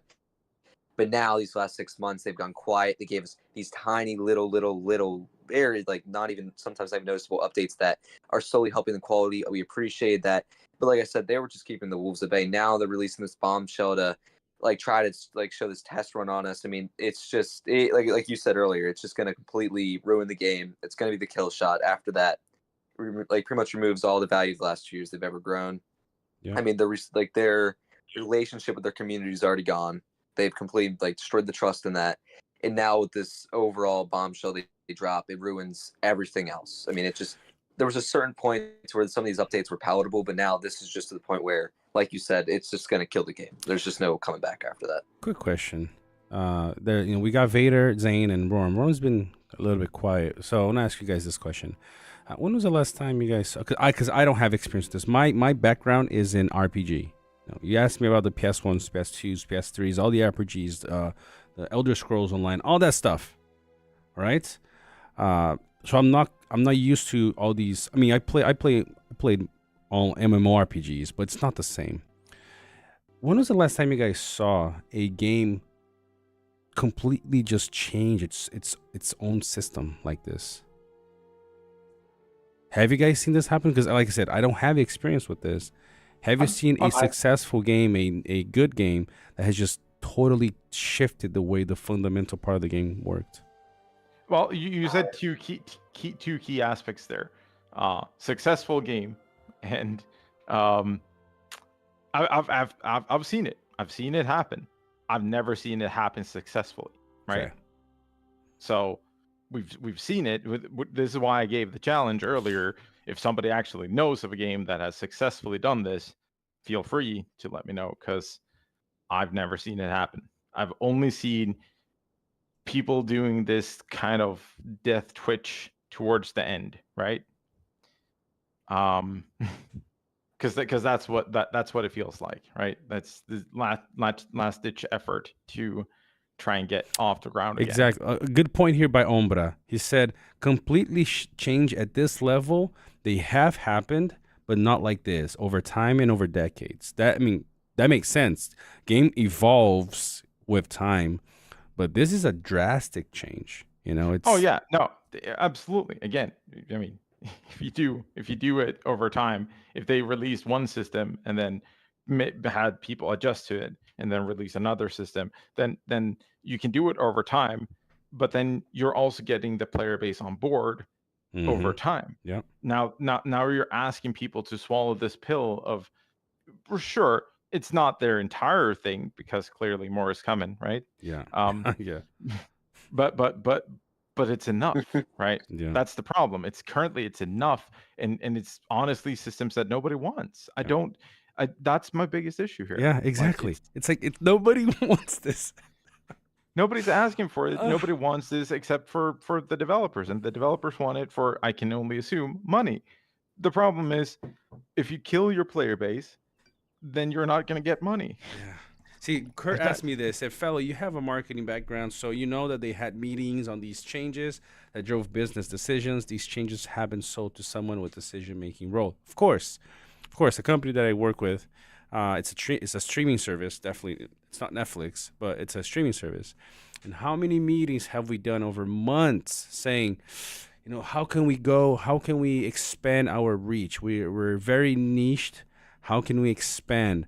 And meetings and after meetings talking about, but this is the key thing though. We're like, how can we grow but not lose our current customers? This is what I was saying earlier about companies that actually care about being alive for a long time. They care about the ones that they have now, just rather than the ones they can acquire in the future. Because why would you change what you have now for something uncertain if you care about the future of your company? And this is where it scares me, because a change like this that nobody's asked, is just this. Can we just make as much money as some of these other games without, it's like we don't care about the people playing the game. And that's why I know in background we've had conversation about the company behind the developments, his track record, and this is exactly how it feels. Like we don't care about the people playing. And I know that business is gonna look at profit, but at the end of the day, the money comes from somebody. It's not from a machine; it's from somebody. So we don't care about whoever is playing right now. What can we change to try? I'm not saying that they are making the right decision. Only time will tell. But for us to try to make more money. And they're like, well, look at all these other big games. They've been out for 4 or 5 years. They're doing this. All right, let's do this too. Let's make it work. We're gonna do the same thing as they are doing, and we're gonna try to rack in as much money as they can. That's how it feels to me. For a few reasons, there's zero communication. Zero. They went silent for 8 months after the 1 year anniversary. They just completely went silent, right? And then out of nowhere, they start doing these very, very amateur looking tavern videos.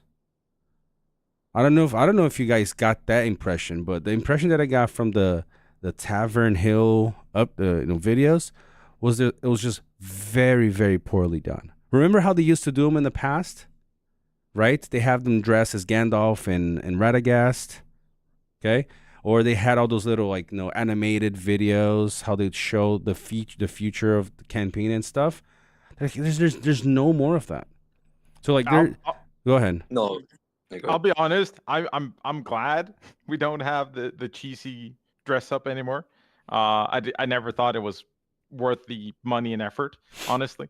But that's me personally. I think that whatever the current guy's name is doing a fantastic job of delivering the news, right? But he's also not one of the main developers, right? Yeah. He's a community guy. Yeah, but that's the thing is whenever I see a shift in even if it was cheesy, there was investment done to those things, right? Like they invested in the script, in the editing, all this stuff.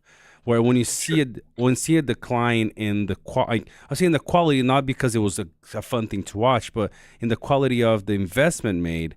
To me, it means that's not important. You know? I would agree, but then again, that's not super normal for mobile games to begin with to have. So I didn't really react that much to it, right? If you compare it to other games, other mobile games in the same genres, how many of them release videos like that? The answer is virtually none, right? They've released trailers and then announcements attached to those for new characters, etc., or events that are happening. So I wasn't really too concerned about that part per se. So no doubt, but like you said, the enthusiasm was there in the past, but now it's just like it feels like the guy who's saying it now is just being fed the information they want him to say. It's just. I guess it was more on a personal level for them in the past, but now we're just looking at a face who's paid to say what they want. You know what I mean? Yeah. I guess it's on that level. I think Phil was trying to say. Yeah. So go ahead. I'm also pretty sure that some of those guys aren't with the company anymore. Probably. Well, yeah, you can see that because you can see who used to announce the stuff and who stops coming in. It's actually, if you want to actually look at it in between that 6-month period during the final release of the most recent Reborn, if you look at that, the same people started going away, and now we have a new face. If we could look at it that way, because that is true. So let me see here. Gore made a comment. People let me see what Gore said. Where would the new players even come from, though? Why would the game suddenly see an increase in new players from changing the gear and commanders? People who didn't like this type of game before wouldn't suddenly play the game. If they want to make more money from new players, then they can just invest into marketing without making their current player base quit. That's a very good point, and that's exactly why I've personally written to Saxon saying, do you know where did these ideas come from? Because I agree. How long ago did you guys see them advertising Rise to War? It's been a while since I've seen the marketing that they were doing at launch and a few months after launch. There's barely anything nowadays. Do you guys ever see stuff? The only marketing they still do is on TikTok. That's pretty much I've seen. It's also harder because they have to pay more because they've fallen in rankings. And the way it works in this is that your ads cost less the higher up you are, essentially, because you're a more popular game. Yeah. And the more you fall down, the more you pay. And that's the thing, though. By changing this, it's not going to become any cheaper for them to advertise, right? No, it's not. And Gore is absolutely correct. That here's the thing. So ridiculous. My statement on this is, if they change this game to become Call of the Dragons, right? Yeah. If the rework makes it Call of Dragon, or whatever it's called, there is no reason for me to start playing this 2 years into the game when it's been reworked into a different game, rather than playing the more superior version that has already been had that system since launch. Yeah, that right? makes sense. There's literally no Yeah, but like no reason for me to play this game over another game that this game is now emulating. Makes sense. This game is no longer unique to how its playstyle was. You know, that's just exactly what they're doing. They're pretty much killing the entire game how it's been. They're trying to make it into something it's not and what it was. That's why this game was so much fun to play, because it was a unique style that was actually palatable for its free-to-play players, and when you were able to play like no matter what your play style was. And I feel like, going off of what Zane said, they're really trying to make it something that they can make more money off of, but like Zane said earlier, it's not going to end up like that. They're going to kill all their spenders. No one's going to want to play a game, and they're going to go to Call of Dragons rather than this if they want an easier and a more refurbished game that they're trying to sell. Oh yeah, because also this is going to be the first iteration of that new style, right? You got other games that have already been polishing for months their own original, systems. So that makes sense. But all right, guys, with enough from what we've been discussing, I wanna deviate ourselves back into analyzing each feature. Okay, we might have to go just a little bit faster than I was hoping, so we can get through all of them. So we've talked about the energy system. That was the first thing. Second thing I want to go over is, let's have a look at the. Let's go over the gear. Okay. So in this test, inside PBE, something that have stayed the same, has not changed at all, is, it has changed, but not like the other gears. Okay, you still have your uniques. They keep the passive skill at the bottom the same. So let's look at Galadriel's, for example. This formations unit recover 80% HP when Galadriel deals focus damage. It was the same, right? Now, for example, Elwyn's is the same. In the first 4 rounds, reduces the range damage received by this formation's melee units by 24.9%. And the nice thing about, the cool thing about the unique is that in this case, it only, let's see, now this case is different for Gandalf the Grey. Okay, never mind. I was going to say that it only applied to that hero, that commander. But in this case, because now you only have one type of unit in your, in your commander's disposal, then that means Gandalf doesn't work. But so scrap what I was just saying. The things that have changed in the gear is the top skill, the stats at the top have changed, because now commanders do damage, or commanders take damage.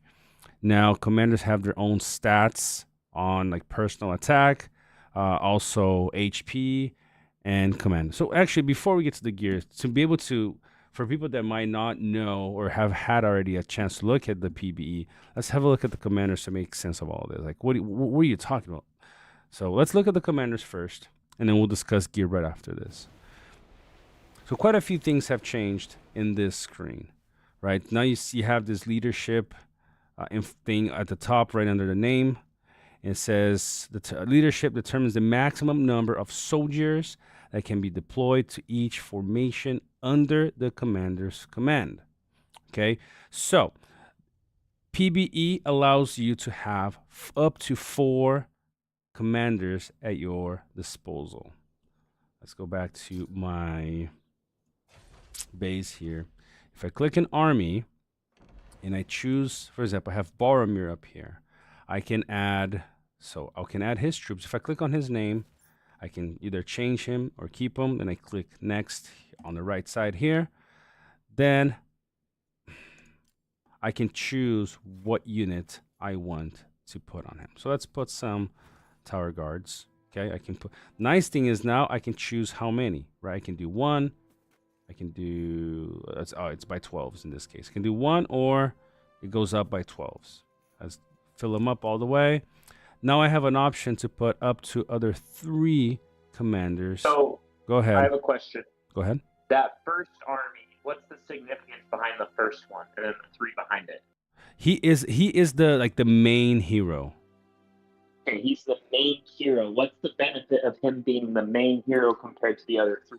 That's a good question. Let me see. I did make some notes before. Let me see if I have. Because I've been noticing from that the people who are playing with Lurtz as their main commander and Theoden as their main commander are winning more often than when they have Lurtz or Theo in their secondary commander spots. So I'm just curious as to what's the benefit of the main commander role. Okay, let me have a look. Okay, one thing. Let me add another one here to have a look. Give me a second here. I'm at Theoden really quick. I don't have any cavalry yet. Okay, let's put some eagles. Oh, they're not mounted. Okay. Give me just a second.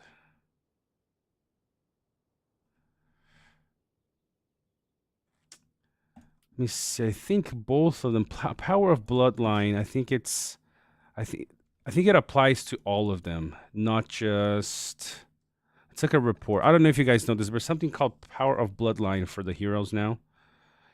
Let's see if it shows on Galadriel's. I don't think it will. Nope. But it'll show on the report. So let's look at the report really quick. Power of Bloodline. Galadriel's formation, Power of the Bloodline did not affect. So Galadriel is an elf. If I was running elf units, Galadriel and her units would have received an extra attack. But in this case, also, see how it happens for Gandalf and it happened for Elwyn as well. Because she's running man and Gandalf is a Maya, I think it applies to any race. And the same thing happened for Radagast. No, it did not activate for Radagast. Let me have a look why. So let's have a look here. Galadriel's Power of Bloodline. If she's running elves, increases the damage dealt by the commander of this formation by 3, and also the units, the formation by 3%. Why did not happen for him? Okay, he has to be running beasts. If he's running beasts, both him and his units get 3% increase. In case of Gandalf, is it man, elves, or dwarves, and hobbits? This guy's a beast. It's only 2%, but it's any of those. And Ellen is, of course, it's man. But that's a good question. Like I said, I haven't had enough time to delve into all of the nuances of the new features. But let's see here. I think if Gore is here still, I don't know if he has had time to go through, but I know Ombra is. Do you guys know what are the benefits of having the main? What's the benefit of the main commander?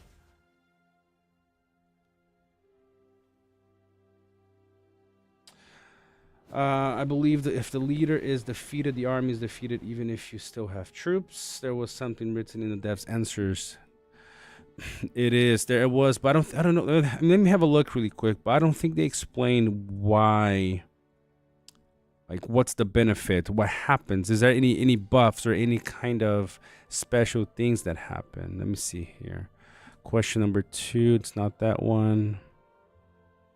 Question number 4. No, it's the energy system. Let me see. Give me just a second here, guys.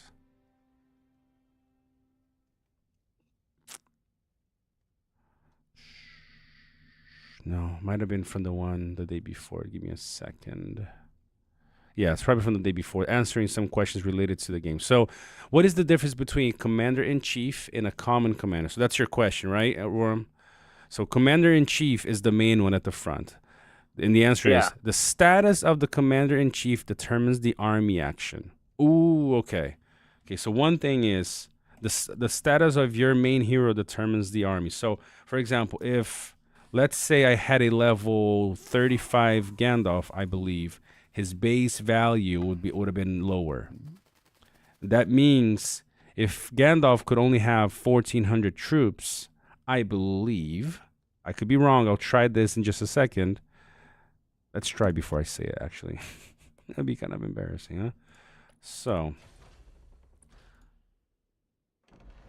let's see him. How many troops? And he had 1,200. Let's see if is that the case.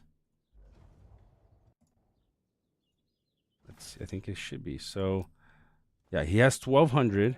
In this case, Theoden could have had 1,540.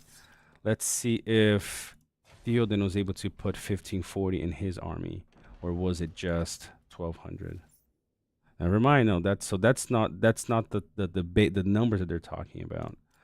The number of troops is not the one that they're talking about. So what is the number? So the status of the commander-in-chief determines the army action. Only when the commander-in-chief HP is not 0 and not in a state of heavily wounded, at the same time there are units in his formation, can his army take actions.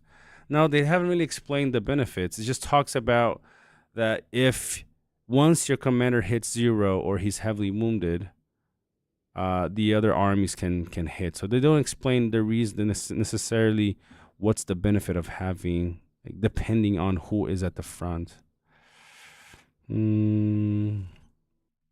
What's the influence of a unit's size on a battle? No, that's not it.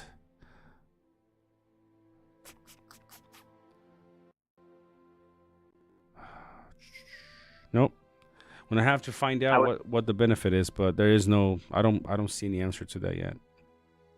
Yeah, because that's just what I've noticed from going through reports from like Dragon Tamer and others, that when you put alerts in the very front, he just dominates, just like so strong. Yeah, and I saw that. In the back line, he's not really doing much for the fight, it seems like.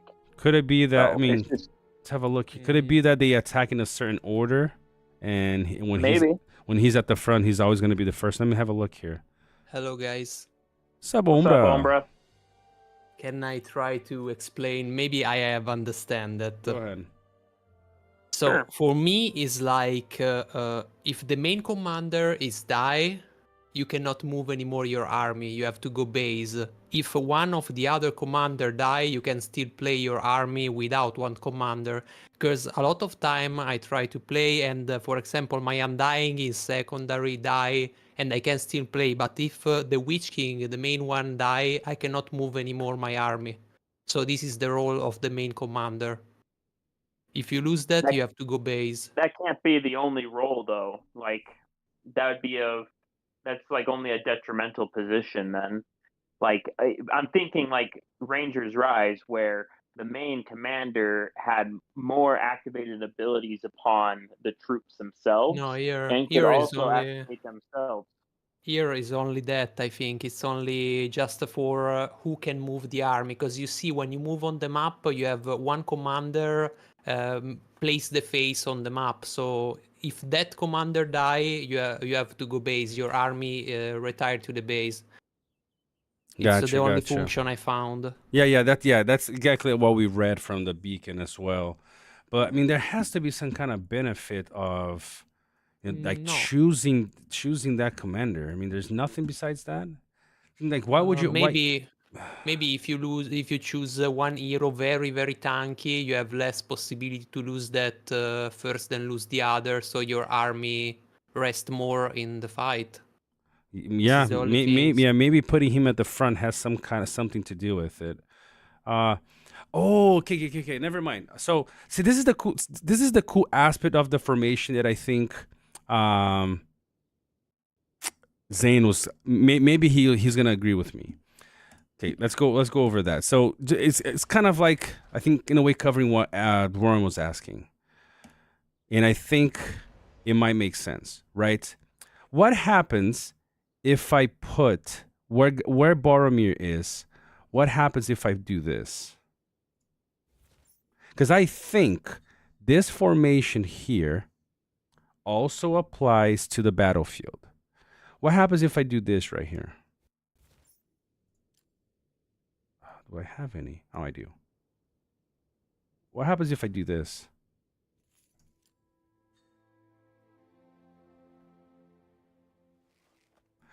I don't know if this is what I'm considering. I think that the formation that you go into battle, Worm, also determines who is at the front to be hit first.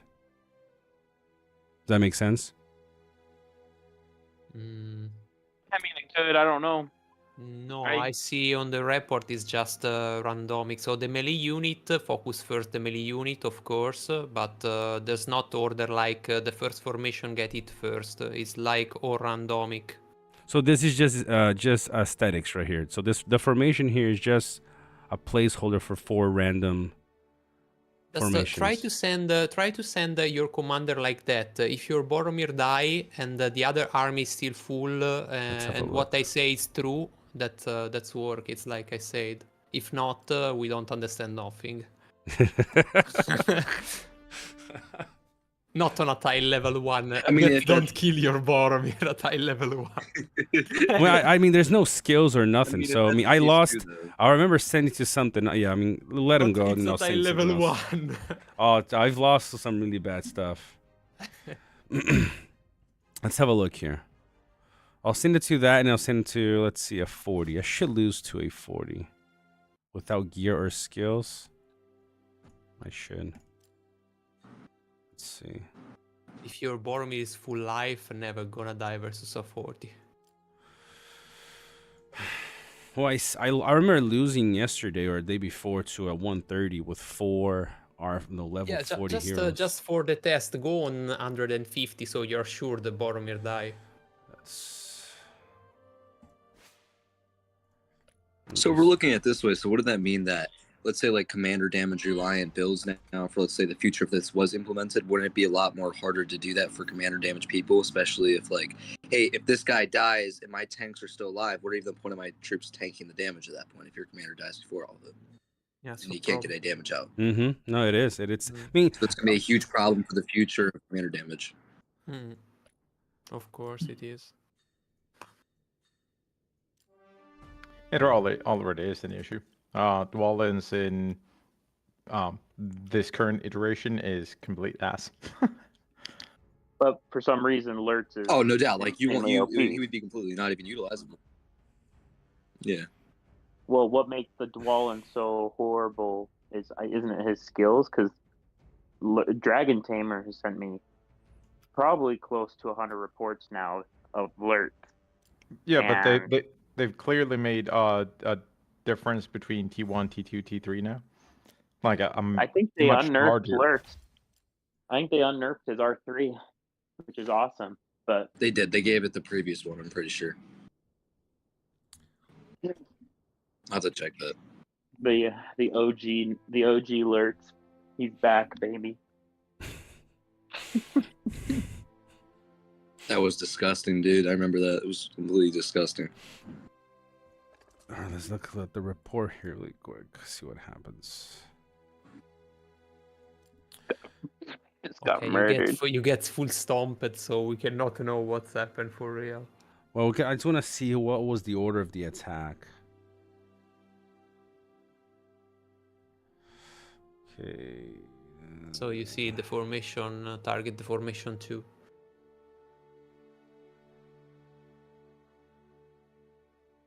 Now go down. Alright, so, okay, round 1. So Theoden goes first. Guard of the Tower and this goes formation first. 3. Brawler. Oh, but they counterattacked, right? Yeah, because when you go in the same formation 3 versus 3, there's counterattack that I notice. Like 1 versus 1 counterattack effect. If you go 1 versus 2, the counterattack doesn't affect, for example. I notice also that. Soon information attack, steal information suffered. Yeah, so Sunin, her formation. Yeah, the attack made. Doesn't matter if Boromir was at first with ranged. It was the melee units that attacked first. Yep. So it's simply for aesthetic then. I mean, so far that's what it looks like. But remember this, and this is why it's a little bit confusing, right? They say there's gonna still be more things coming, more features. This is like they're testing parts part of it. So it could be that in the future they say, look, we're thinking of implementing this for if you have the commander-in-chief, this happens, because it makes no sense, right? If you have this commander-in-chief, if he loses HP, then your whole team stops. Yeah, but what would be the point of keeping him alive if they're all dead already? Like, what's the point of him dying last if all the other ones are also dead? Like, there's no unless there's a benefit of him being alive, until the end. It really makes no sense to why you would care about this. You know what I mean?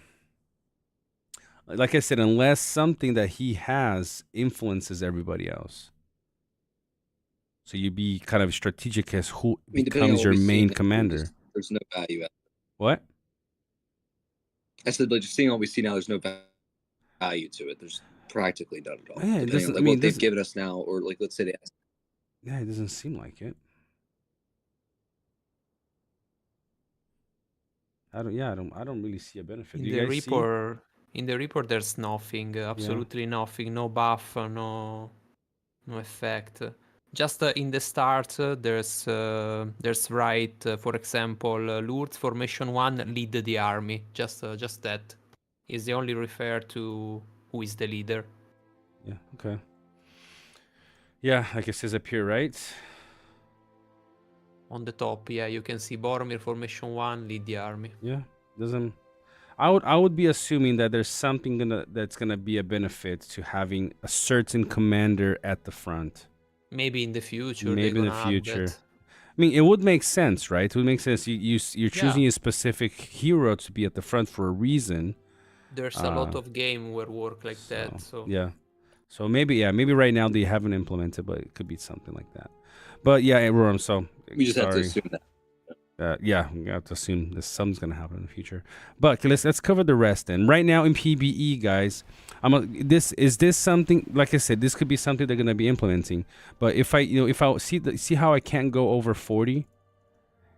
You can only go over 40 according to what people are saying, because I haven't PvP'd anywhere. Is that from 40 to 50, you can only go up by PvPing? Is that what it is? Yes. And how low does that go? How low is that going? How much XP it's are you pretty getting? slow. Really, really slow. Is it like the same as the regular PvP XP? I mean, 10 levels in PvP is kind of crazy. I believe it's slightly elevated. I can say you exactly how much I take from PvP weight. Yeah, please do, because I haven't had a whole lot of time to go over these.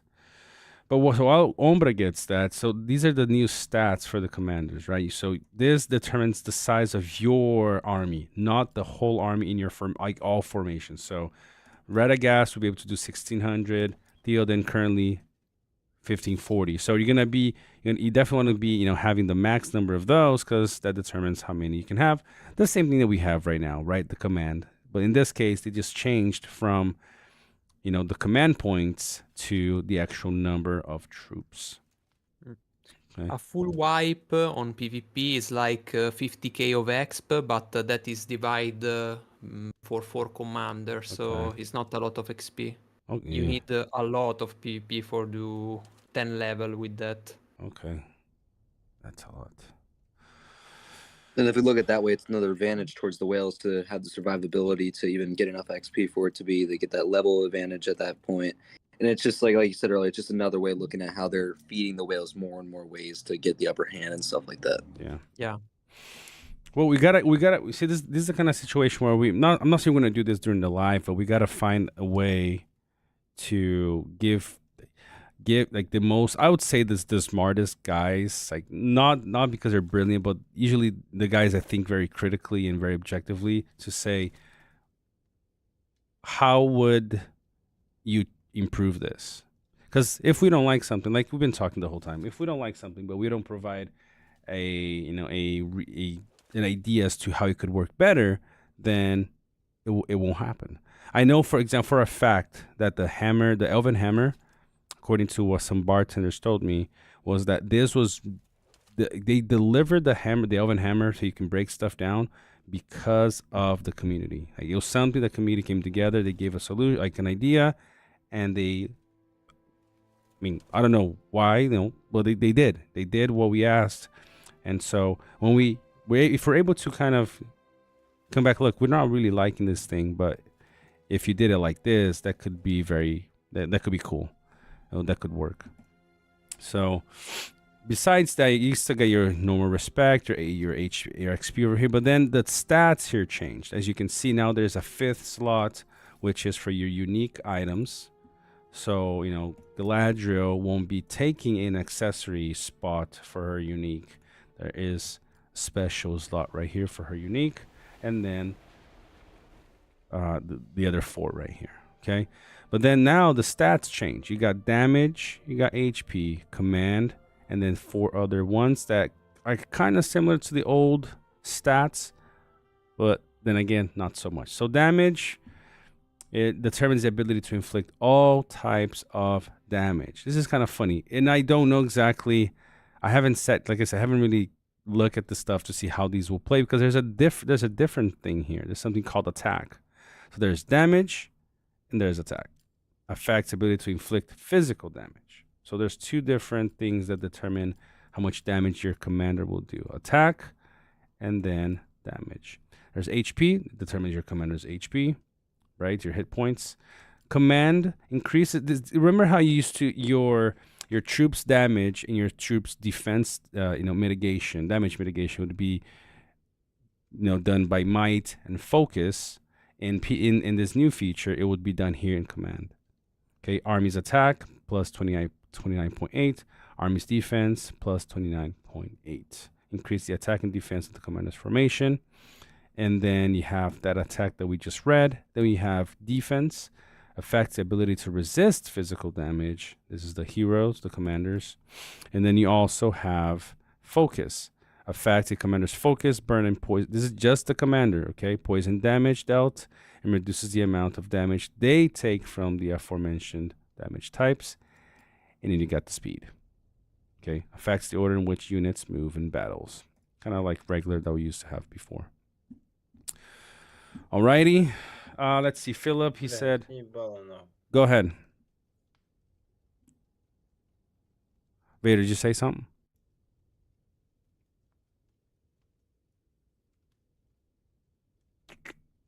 No, that was not me, I don't think. I've been muted.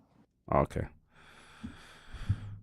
All right. So, gear-wise, Philip said, fellas, talk gear a bit because I know people hate it, but I think we can make them hate it even more.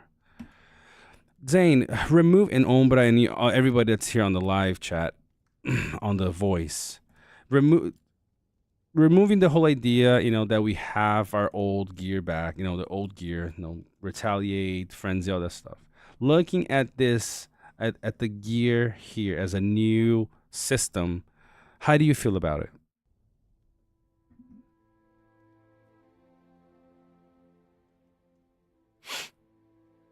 I don't like it. Oh, that was Brace said earlier. Why is that? I just feel like it kind of takes away from using the gear, from refining it. It pretty much almost like stagnates it. And then the divide and conquer. I don't know too much about it, but I'm also, I enjoyed playing the game because of the way it was. So I really don't like any of the new changes other than maybe the unique slot of the game. Okay. But I don't necessarily see the arcane. And I guess you can get, every gear has that now. So I'm assuming madness isn't important. But that also has to do with the skill reset as well. What about you, Zane? How do you feel about the gear pieces? It might be somewhere else. Cause you want, I can say my opinion. Go ahead, Ombra. Yeah, of course. Okay, it's not easy make a technical valuation of the equipment right now because only 2 days of PBE is not enough, of course. But I can say what I'm feeling about that. for me, it's not bad. It's just we don't ask a change like that. We don't need that, and we like the old system of the item. We just need a rework of that, not a completely change, broke all the mechanics, change all the formula and all the stuff we learn in 2 years of game. That is the main problem. A completely change, just wipe everything of the past. So I don't know if this system is better or it's worse, because I don't have the time right now for determining that. I need more time, but even if it's better, it's not the game we play, it's not the game we like, it's not what we want in the game right now. So they cannot expect they change everything and we accept that without doing nothing. Just say, okay, we want this, no problem, change everything. So the system can be good, but we don't care if it's good or if it's bad right now. We just don't want to lose everything we have. Yeah, it's in the gear aspect. The gear aspect is very hard for you to, at least for me, to say if it's good or bad, because this is this very specific situation where it's where we put most of our money into. You know. So I'd agree with that, and I think a big issue is like. I'm sorry, go ahead. No, go ahead. So I'd say a big issue also is we're getting 5. So now we just correct me if I'm wrong. We have 5 separate gear slots now, and the last one is just custom to the unique. Correct? There's nothing else you can put there. Am I right on that? Yeah. So if I go to here is an interesting conversation that comes up at that point. Now, let's say for free-to-play players, now that we have to put that pressure on them. Now they need a unique to compete with the whales who are able to have max gold gear and a max unique. First, your free-to-play players aren't going to have that. So how are they able to compete on that level, especially if they are slowly working on building up a gold, that they need golds to level up that unique anyway? So how are they going to manage to? They're going to have to compete on that level. They're going to need about a ton more gold gear in one certain slot, depending on how to pretty much contend with that accessory as well. Mm-hmm. So that's just another thing you have to consider. Are they going to have to completely give up any, admirations getting a gold in that slot because of this? Is that accessory that detrimental to the build? And we even have to look at it this way too. They're going to have to completely rework some of these uniques for it to be worth it. Some uniques might be worth it for the extra stat bonus, and that's just going to be a thing. Regardless of whatever extra bonus is on it, the stats alone are going to be a crazy help to any whale who does it. That's of just course. So I agree with what he just said. Yeah. I also think with the unique that they need to change the gem price for it. I think this is kind of the devs giving us an answer for, hey, we got 500 blue mithrils that we're not putting it into. It's just staying in our inventory, and they're like, hey, well, if we give you this unique slot, well, then now you can put your mithril into it. But like you said, for the free to play versus the whales and the krakens who have the T3 for uniques pretty much fully refined, it's detrimental. Yeah. So unless they plan on lowering the price or the accessibility to get the mithril, it's really unfair. True. See, in this case, I try to be more. How do I put it? A bit more.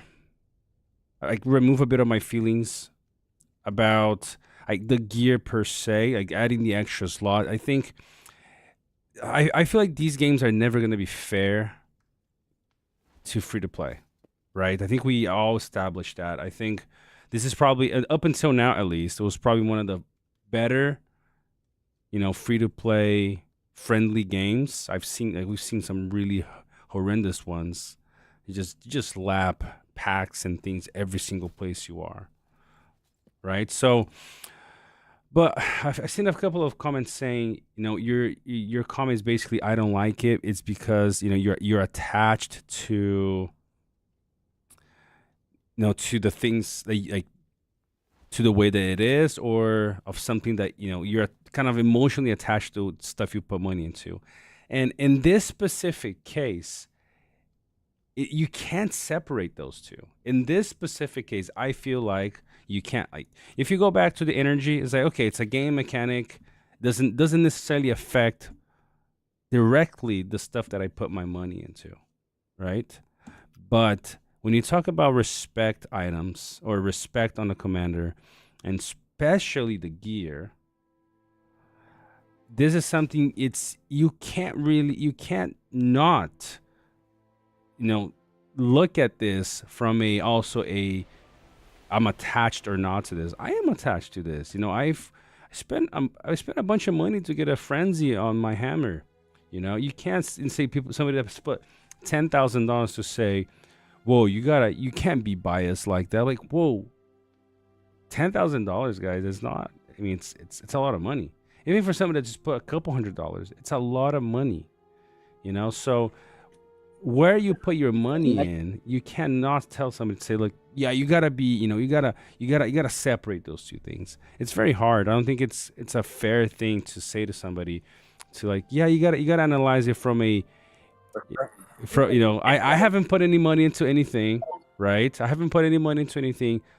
Yo, man, you gotta start complaining about where you put your money when I haven't put a whole lot of money, Go ahead, guys. It's not even the money aspect. It's like what the one guy said, this is a change that we didn't want, and I'm gonna be biased because it's the reason I consistently played the game. Exactly. It's because I like the old mechanics. I like how it was. This is a brand new game, pretty much. I might as well go to the App Store and download it. That's a good point. Let me see here. Tom asked this question. Fellow, they have changed the terms of service with a waiver to not be a part of a class actions. Seems to me they expect lots of claims to come in. What do you think? When did that happen? Yeah, so they have done this under the rug because I believe if they do implement the system, the first thing that's going to happen is I want a refund. That is what they're trying to prevent. They're setting up the groundwork so that situation or scenario does not actually happen. They're setting up that groundwork beautifully. As soon as that waiver is signed, you can no longer put in a claim for a refund. So, where's the claim? Where do you? There's no claim now, but people are going to demand it as soon as the things were actually worked in. And so, like Zan was saying a little while ago, they are setting up this groundwork better than any group they've ever seen before do it. They are visiting all the spots that this plan could go sideways, and that was one of the ones that I did recently notice that was very under the rug, according to like other things I've said. Other things I've read. Interesting. So if people, it's like if you buy a game. Like, for example, the release of, I don't know if you know anything about it, but the release of Cyberpunk 2077 was terrible. It got to the point where everyone wanted refunds. They've lost millions of dollars upon release.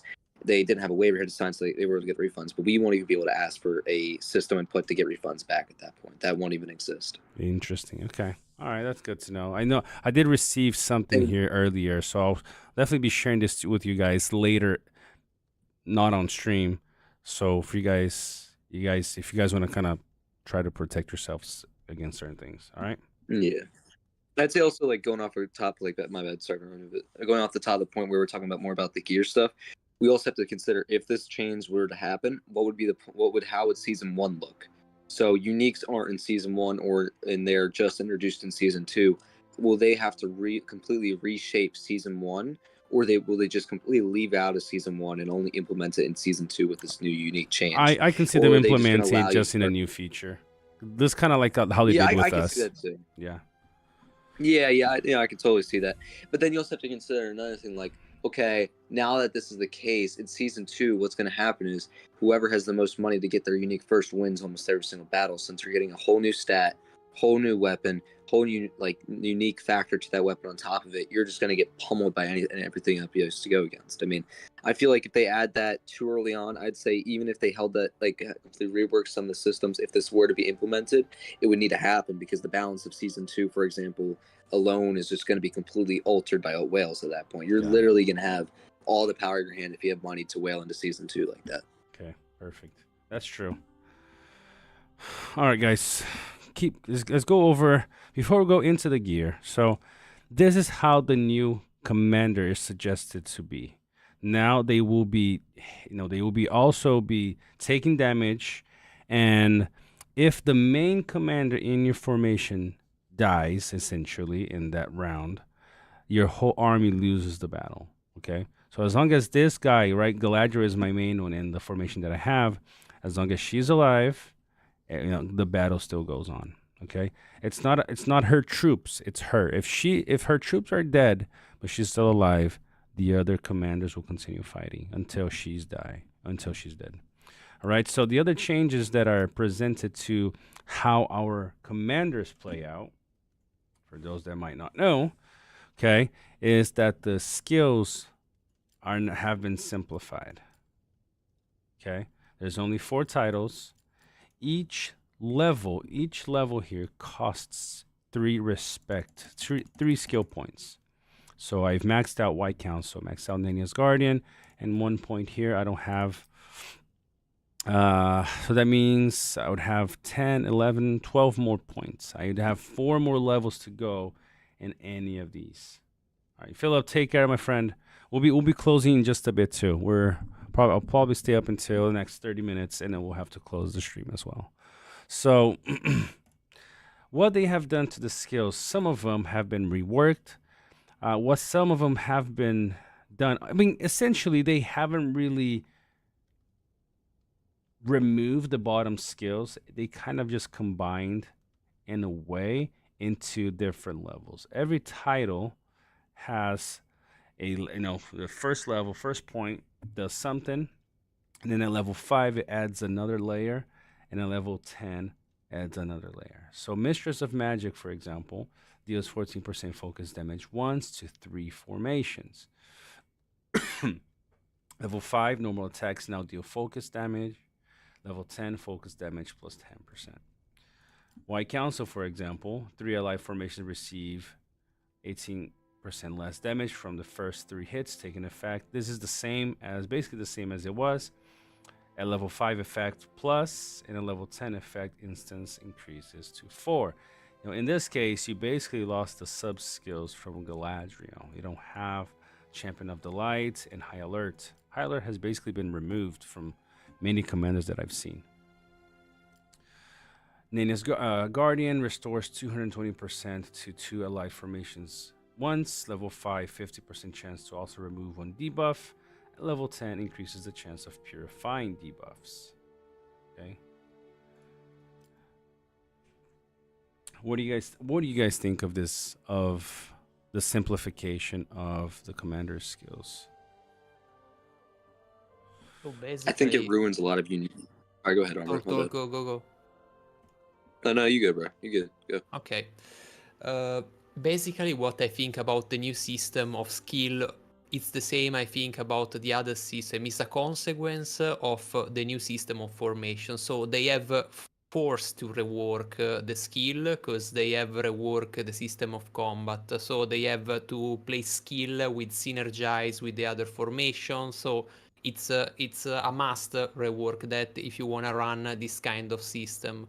The problem is only we don't want to run this kind of system, so it's all around that. The skill rework, I'm fine with that, but I don't like the way that they do, because I don't like this system where you have to use 3 points for increase 1 point of your skill. So basically you have to rise up 3 level of respect for 1 point, and for me it's crazy because it's a lot of investment for 1 point, 1 skill point, 3 respect. It's crazy. And but about the rework of the skill, it's a consequence. It's just the only way for balance a game where you change everything. Yep, I agree. Honestly, I don't know. The only thing I could think of in this system, it would be just like you said. I don't like the idea to need 3 respect, 3 skill points to go up a level. I would much rather they break it down into level 10, level 15, level 30, and let me go as deep or as shallow as I want, because, I need 2 more points. I have to level up twice now to increase, anything here.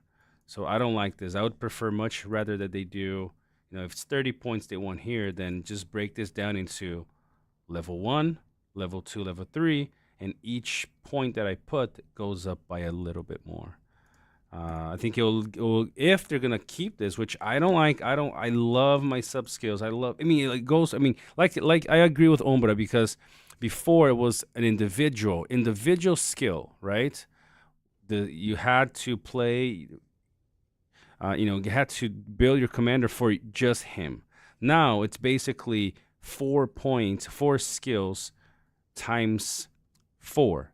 Right, so it's basically in one battle. There's 16 different possibilities of skills, right? Because it's her, and then the other 3 formation at the back.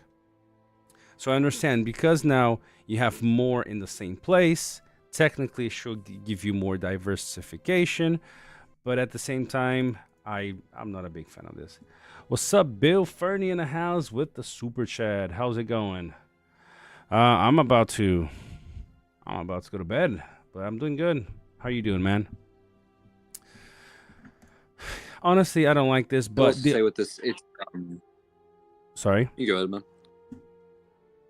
I was just gonna say, like, I'd say with this, it's like, especially we're seeing that, like, if we really want to get the best possible chance of PvP, if this system was implemented, you would have to invest an unhealthy amount into each commander to make them work. Like, if that's what I'm pretty much getting from all this. And once again, like, just going off what we've been saying all night. It's more like more appealing to the whale players once again with this like system rework.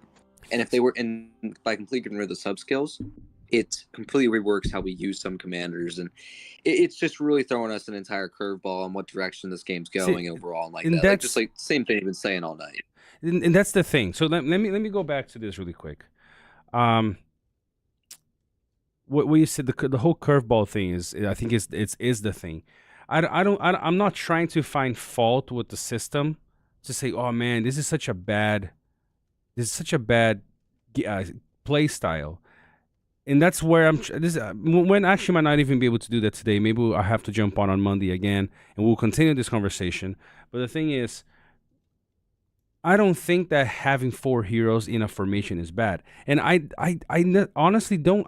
I don't really think it's as bad as it is. I just feel like we're so attached and feel so let down that part of our vision to even be able to grasp this. Maybe this gameplay could be so cool, but it's like we don't, kind of like we have been saying this over and over and over again.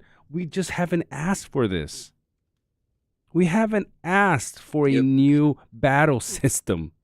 We're happy with the old one. There's already other game with that battle system. So if we won't play that, we go in another game. Why they have to change the game we play where we like the battle system? I'll go download that now. So I hope this kind of stays with you guys, because I mean I think it could be cool, and I honestly don't necessarily think that you will need to whale out to do well. Why? Because if you play out the skills properly for the gear and for the commanders, you might be able to have so much, for example, so much damage mitigation in your formation that you can do similar things. This is just speculation, okay, guys?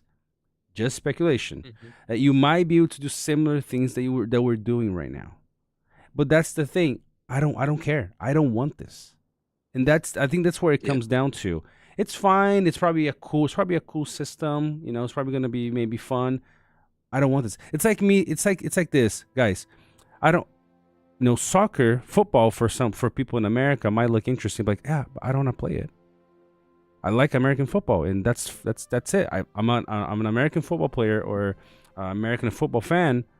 I don't want soccer, or maybe like baseball. Like hockey might be fun. People play it, but I didn't sign up to watch hockey. I signed up to watch baseball, right? And so I think that's where people are kind of struggling to even want to take this in, because I think it can be fun. I mean, I like the idea. I mean, not for Rise to War, but I like the idea to have different formations. One more game. Just create one more game. It's fun. Okay, you can like, play that. Be like, I want to run. Tell me that this. Tell me, like, let me show you this. Okay, tell me this wouldn't be cool right here. Okay. I'd even say like, if not even add this at all, what they really should have done, and what I wholeheartedly believe, make this another mode, like another even season, like Rangers Rise. Make this a separate season to try out kind of separate things. Make it implemented away. Hey, if you want this super new game style to freshen up, feel like it's a new game, and try it out and see if you like it, make this a new season within our game. That's honestly, I wholeheartedly believe if they would have done that, it was a lot more palatable, a lot more way to try it on. I think I even would have tried it if I wanted. Yeah. I mean, me personally, and if it was popular, 6 separate accounts each. Yeah. If it was popular, That they're all invested on, let's make it the whole thing. Like, and tell me this wouldn't be cool right here. Look at that. You got the freaking Dwarven army right here. You got Thorn at the front, Dane, Dwalin, and Gimli fighting along each other. That looks cool. That looks fine and dandy. Yeah. But it doesn't necessarily mean that we wanted it. Because I can have those. I can have those 4 guys fighting together in the old system. I'll just send all 4 of them at once somewhere. Yeah. So now, what would be interesting is if it's a mega army that all consists within one army that does one 4-on-4 battle with the other army. That's something that could be cool. But that's not what they're offering here. They're offering the same thing, just pretty much completely reformatted into something that's more appealing to their own nature rather than our original one that we already have. I think it's going to be a lot of things to adapt. Let's have a look. It's going to be a lot of just figuring out stuff. It's going to take a while if this is added. And I know a lot of people are going to completely leave the game if some of this does happen. I think depending on what they add next and where they go forward from this will really show what's going to happen. But how they did this and how they handled this and how the community is doing this, it's just not going to go well. It's not going to. There's not the response they're going to want. It's not what's going to happen. It's just really going to slowly deplete at their game if they do certain things here. I'd say they have some good things to work with. For example, fighting with the 5 dwarfs, like you said. I think that could be awesome. I think you get that into its own separate thing. But giving us something that we didn't ask for, implementing in the same game that we've been asking for changes for the last 6 months, and like I said earlier, throwing us a curveball that has nothing to do with what we've previously asked for, that right there is how you, like Zane was saying hours ago, that's the kill shot that they're delivering. And it's just a stab in the back to what I came in. And like you said, what we, the investors, were investing in when coming into this game. That's not, we're not getting what we invested in. Well, so let me give you guys this. See, because that's the thing. I don't think it's possible to separate. But when I look at this right now, I want to be honest, okay? Maybe an unpopular opinion, but when I look at this right here, oh, not this. When I look at this, I'm going to be honest, guys. I was like, this is cool right here. I like this, right? I like looking at this. Like, freaking, I'm sending Thorin with his dwarven brother fighting. Or, if I'm doing something like this. Where is it? Let me add another army here. So this is pretty cool. You can add multiple sets of armies, right? I got let's say for any reason, okay, for some reason I want to do this right here. Where is it? Oh, Gandalf is already out. But let's say for some reason I want to do this right here.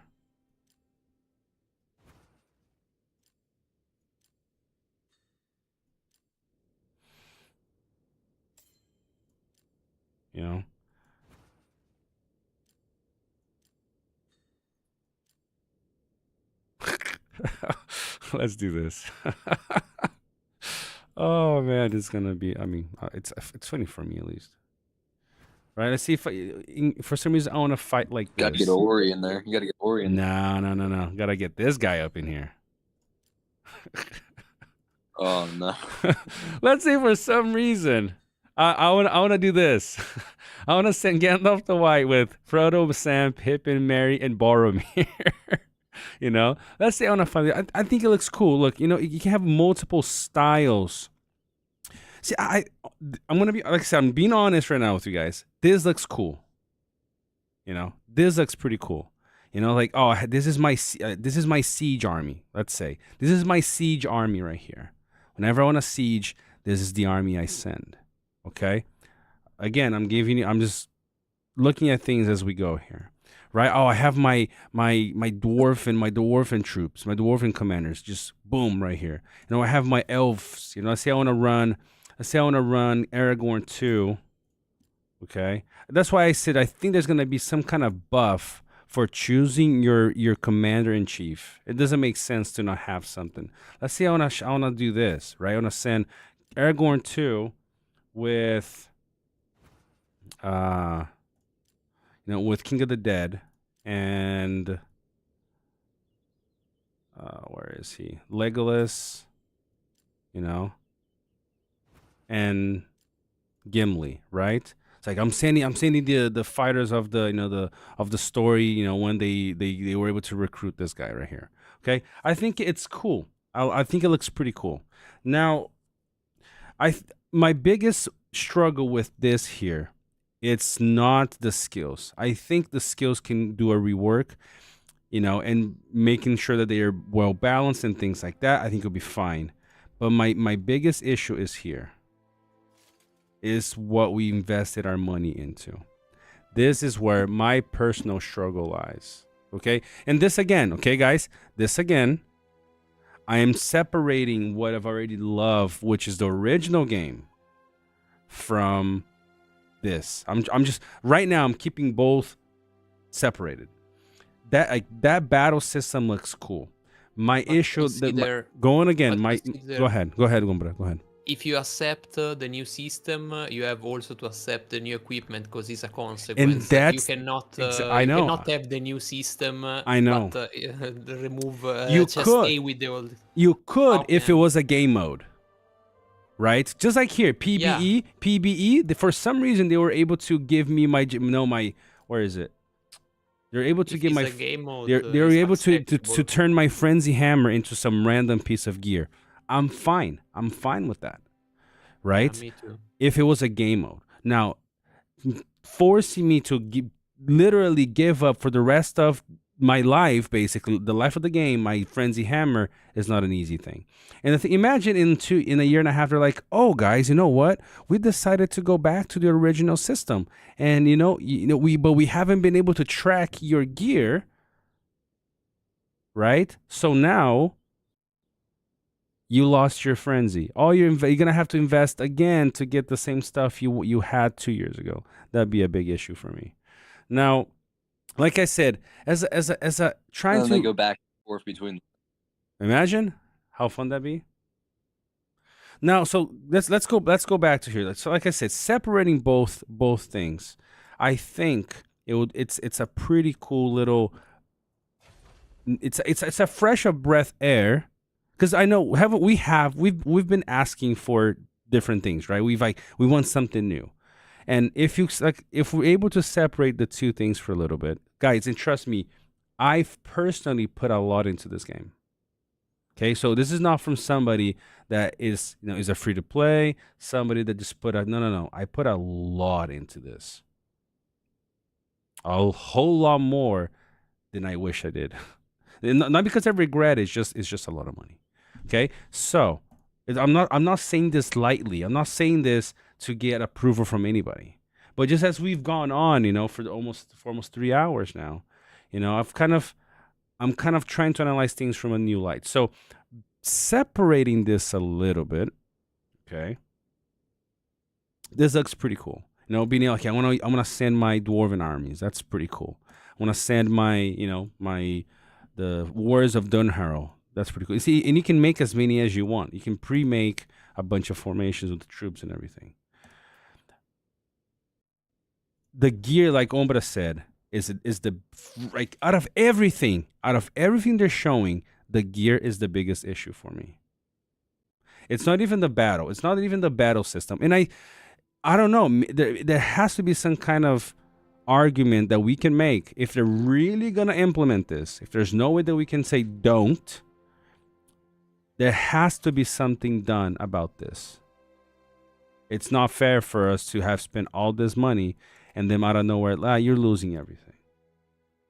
Okay, so, but let's go back to separating both.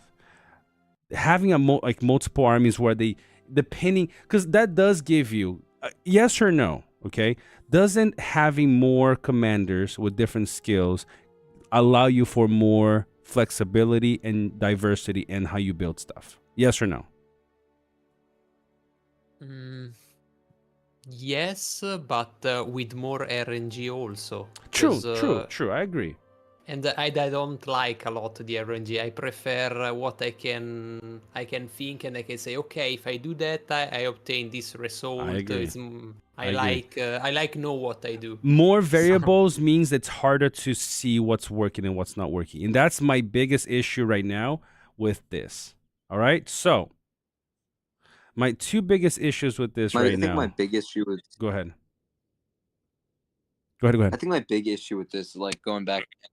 So let's say you're allowed to have 4 commanders in one lineup, right? You're allowed to attack with all 4 at once, and they're not separate armies, they're all part of the same army. Was that like kind of, that's the idea of that? Basically, yeah. Here's the issue. The big issue with this. Let's put it in like a cheaper player, or like someone who doesn't want to spend as much player. I am a player who spends maybe the battle, maybe the pass, and maybe the periodic benefits every time I can, right? Mm-hmm. But I'm going up against a whale who has access to this new system and has fully maxed out new accessory option with fully maxed out gold regear on all 4 commanders. What happens then? Do I just get completely wiped and he takes almost no losses now because he gets the extra buff from the extra accessory that I maybe don't have? And on top of that, he's got 3 other commanders that are fully maxed out as well. How do you even compete at that level as a low spender? I mean, I feel like it's just unfathomable to even do. Well, the thing is, I think even today though, my biggest issue is not that, and let me explain why. I can never compete. So this account here is really strong, right? This one that I have right here. But if I show you my alt account, I can never compete with Jax in the original system or in this new one. Never. Like unless I'm hitting specifically, if I know exactly the hero that he's sending and I send the specific counter for that hero, there is no way for me to ever compete against Jax Cali.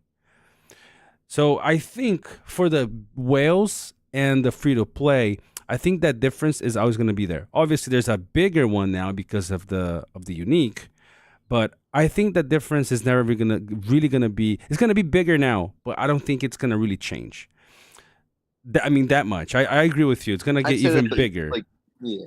It's going to get bigger for sure, but I mean, it's just impossible to fight against somebody that has put $150,000 into an account. It's, like I said, not impossible. But also look at this way. I don't know. In the old system, what I can say is 2 seasons ago, I spent $30 in all the season, and I got the rank 1 on Honor, and I play versus Whale, spend like $20K of dollars on the account. So it's possible compete and impossible defeat that kind of Whale if you know how to play. Exactly. If you're better than them, you can do that. Exactly. And I think in the new system, maybe gonna be the same. I don't know. I cannot know because I don't know the number around the new system. So. But that's where I was gonna get to. I'd have to test more PvP with it. And that's where I was gonna get to. I feel like Go ahead. I was just saying, like, I feel like, okay, let's look at it this way though. If I have an army composed of 4 different commanders, will the traits of each commander have to happen? So let's say you have one group that fully counters the other group of commanders. Does that completely wipe all commanders on that front, or does each commander separately take on one commander from the other side? It's just gonna be a lot of figuring out that, because if some of these scenarios, like, oh, I have a full commander damage army who relies on no fire protection at all, and just one of my guys are Witch King, and completely wipe out their other group, it's just going to be completely unfathomable to even compete on that level. Now, I say now, you're like saying, well, it's kind of hard for me to compete. Well, here's the thing, though. The reason why it's actually playable for free-to-plays is because the idea of counters exists. Exactly. If there's a Witch King, I have a Gandalf the Grey. Exactly. Now, if they do this, they are giving people, and let's say this, you grouped up 4 commanders who cover for each other's weaknesses. You're an invulnerable army that it can be countered by no one unless you somehow, by some miracle. Actually, no. For example, let's say the army has Khaldun in it. How do you even counter that? You can't. There's physically no way you're able to counter that with the other 3 countering for other fronts. And that's where it gets to the point where but no, it's just you can't compete on that level if that army's able to cover for all 4 fronts. And I feel like, even if investment besides, it's not going to matter. You just won't be able to do it. Yep. See, and that's where I think the hard thing about this new method is, right now, if you know how to play the game well, which I'm gonna have to say is the small. I mean, for lower spenders, it's the smallest number of the players are actually paying attention to what they do. You know, like Wombra saying, he was able to beat a bunch of different ones because he knows how to play. He paid attention to what he was doing. Most people don't. Most people are not gonna say, I know this guy has a Witch King right here, I'm gonna send my Gandalf to Grey. Most people build in a way that can kind of hold their own, kind of in different scenarios, but they're not really paying attention to what they're sending in what order and how. In the current system, it's much easier to play with counters. And that's why I said it's basically impossible, because I've played with multiple teams, many different teams. And my experience is that most players they don't pay attention to what they're doing. If they know it's a whale, then they avoid. But if they're not sure yet, people just full send stuff left and right. And so in this new season, that's my big. There's two issues that I have with this new formation system. It becomes a lot harder to counter stuff because it's you have to take into account 4 different commanders' abilities and weaknesses. So it makes strategizing, at least in my view right now, because I don't have experience with these kinds of games with multiple heroes. My only RTS game has been Rise to War, and it's a single hero army. And so having 4, to me, it just puts way too many variables that it's totally gonna change the way we play. To put it down, I think they're watering down the battle system to make it so people don't have to think. Does that make sense? Because if you water down the difficulty or the complexity of learning this, it can appeal to more people. Oh, all you need to do is just select a few skills here and there, put some items that all match. I mean, look, it's much easier. You just have to get the same item that matches for an extra little boost, and you're good to go. That's it. To me, it feels like they're watering down to make it easier for people to play. Go ahead. I feel like, but then again, though, you have to consider now you're not accounting for one commander on a one-on-one. You're accounting for 4 different commanders at once. And even if you say it's watered down, I feel like now the reality is setting in. Like, I now have to worry about 4 commander army compositions now that I'm willing to bet if this is released the first couple of days, an army composition is going to be the found that is almost unbeatable. And it might be biased towards evil. It might be biased towards good side. It probably, in my guess, will probably be more biased towards good side. They have a lot more heals there. And we're just going to have to see how this goes, really. It's going to be a lot of give and take testing. It's going to be interesting. And like I said, we don't know what's going to come out of PBE servers. We just don't know yet. It's just unavailable to us. We know they're officially adding the battle system, sort of, but we don't know everything. And now, like, we could say, heck, they actually respond to this, like, all this, like, stuff for once, and they don't add most of the stuff from the PB servers. That's in a good day, you know. That's in a day that the devs were like, we're back in the original, but that's not what we have here. We have to assume, honestly, the worst, that this is going to happen, and if that does actually end up happening, we're looking at a major issues. Like, okay, you're saying it's one-on-one, but in reality, now you're accounting for 4 separate commanders at once, and it's just going to be a whole mess, in my opinion. I agree. It's going to be a mess, and I don't know. I have no idea to see how the whole battle system is going to work. For another reason is this. Okay, I mean, one of the things is the whole energy situation, because now you can send an army next to the other and say, okay, yeah, I lost 1 stamina, but all my armies are together. Here, it's basically 30 moves for the whole, for the whole day almost. But now look at this. Let me see if I can do this. Does it let me? At least right now, I can't change my army unless I'm back in my base. So how do you do what we used to do? Oh, this guy is sending this. Okay, let me drop these 2 here. A recall. You got to recall every time. So look at all the stamina you're wasting. So it seems like a simple thing, but this is a huge change in gameplay if you can't change your commanders on the go. If I can't change the heroes that I'm using on the go, then what's the point? Then I'm going to be using basically the same ones over and over and over again until I hit somebody that I can't attack. Then again, send back, and then I choose something else and try it again. Like the whole dynamic of the gameplay right now is basically, at least right now as we see it, like they said, they're going to add more features and stuff. Maybe it's one of those things.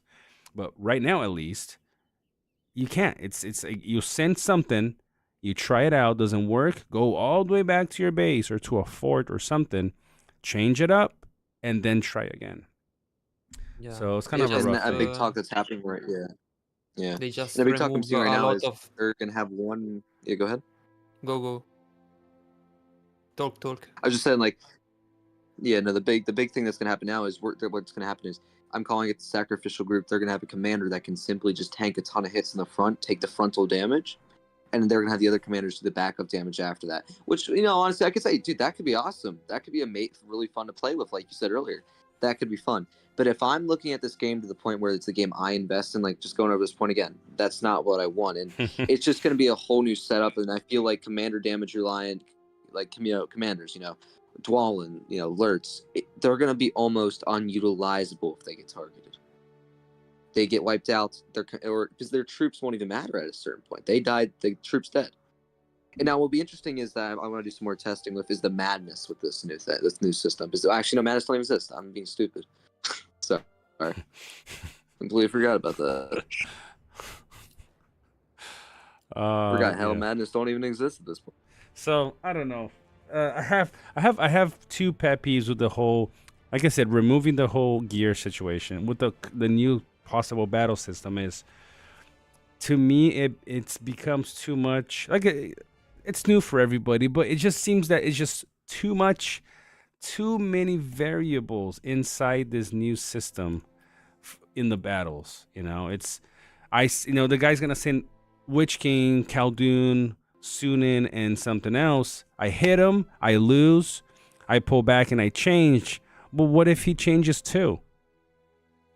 Yeah, but you just don't know, and you just don't know. Yeah, so how can you play the game of counters if you can never know now? Exactly, and especially since now that, and the big one's going to be, the really, really big one's going to be, is if you have a group like that, a dominant group. And actually, the most scary one that I've already thought of was Khaldun, Sauron, Witch King, and Sunin. All those dudes maxed out in one group. How do you beat that on good side? I mean, unless you have a miracle thing that is completely lined up with them, you just really have to think, how am I going to beat that? I mean, you just, in some reasons, I just think you really can't at that point.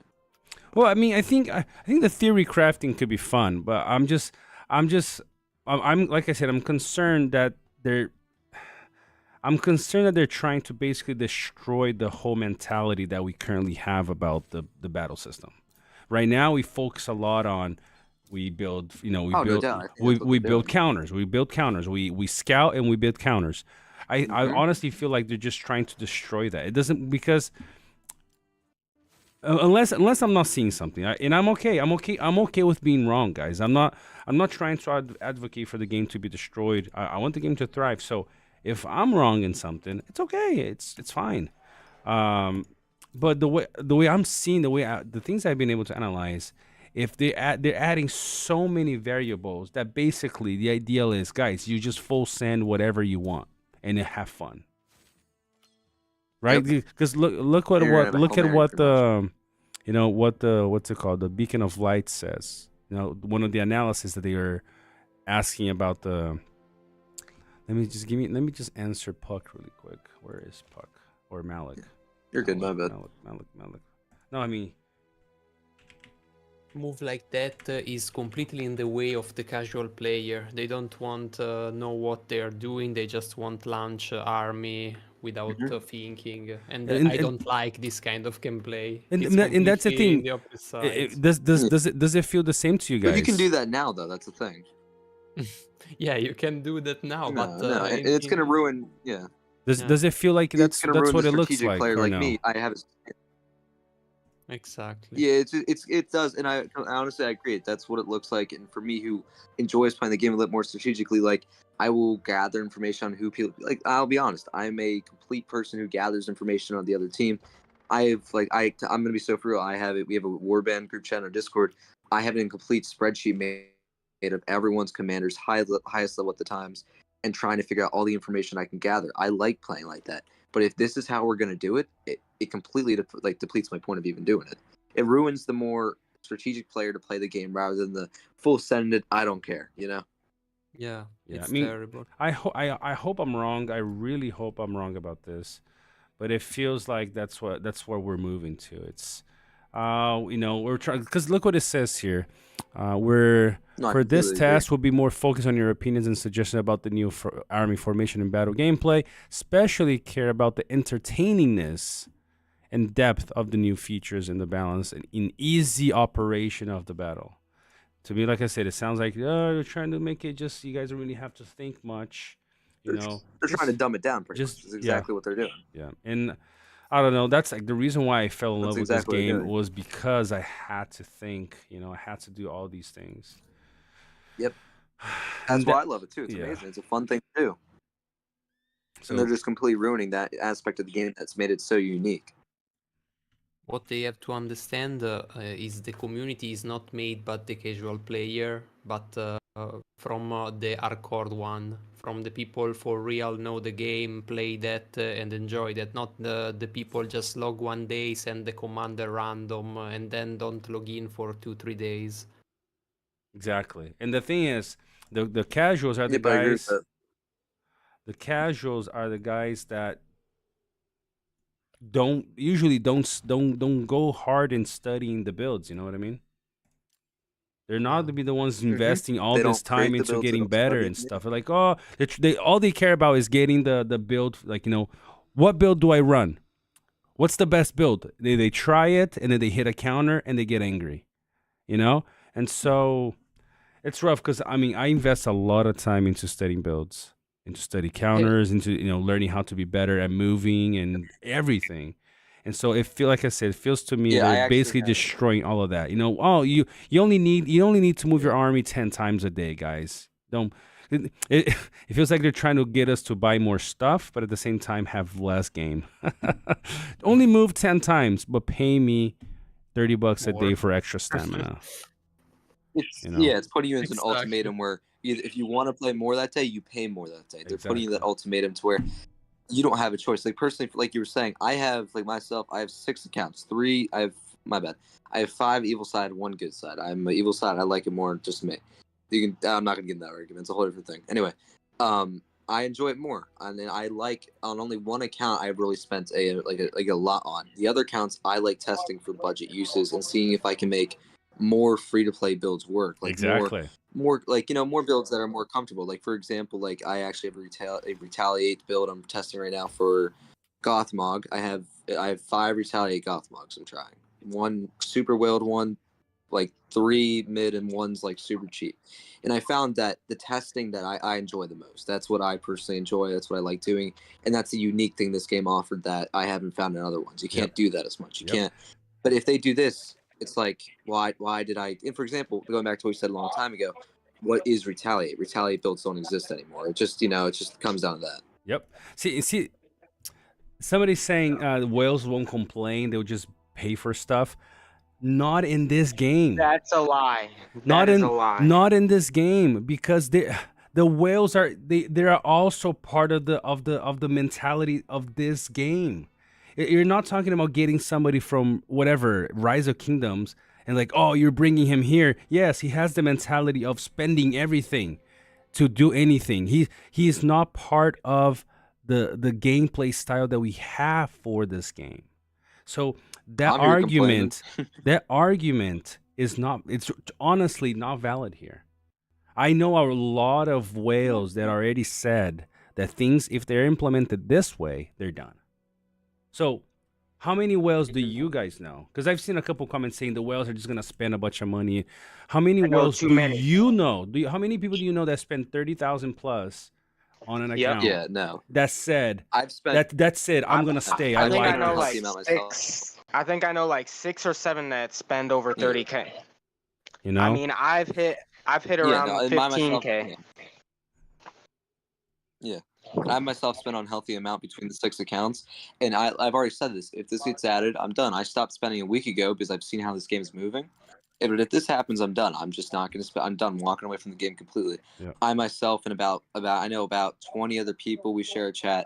We talk about stuff like this. We've all stopped, and we've all spent a collectively unhealthy amount. But the thing is, I'm not going to try to pay my way through this. I enjoy the game for what it is. Exactly. I don't enjoy pummeling people because I have a huge gear advantage. I enjoy because the community we built around it, the people who enjoy Lord of the Rings, the people who enjoy talking together. That is what I've always enjoyed about this game.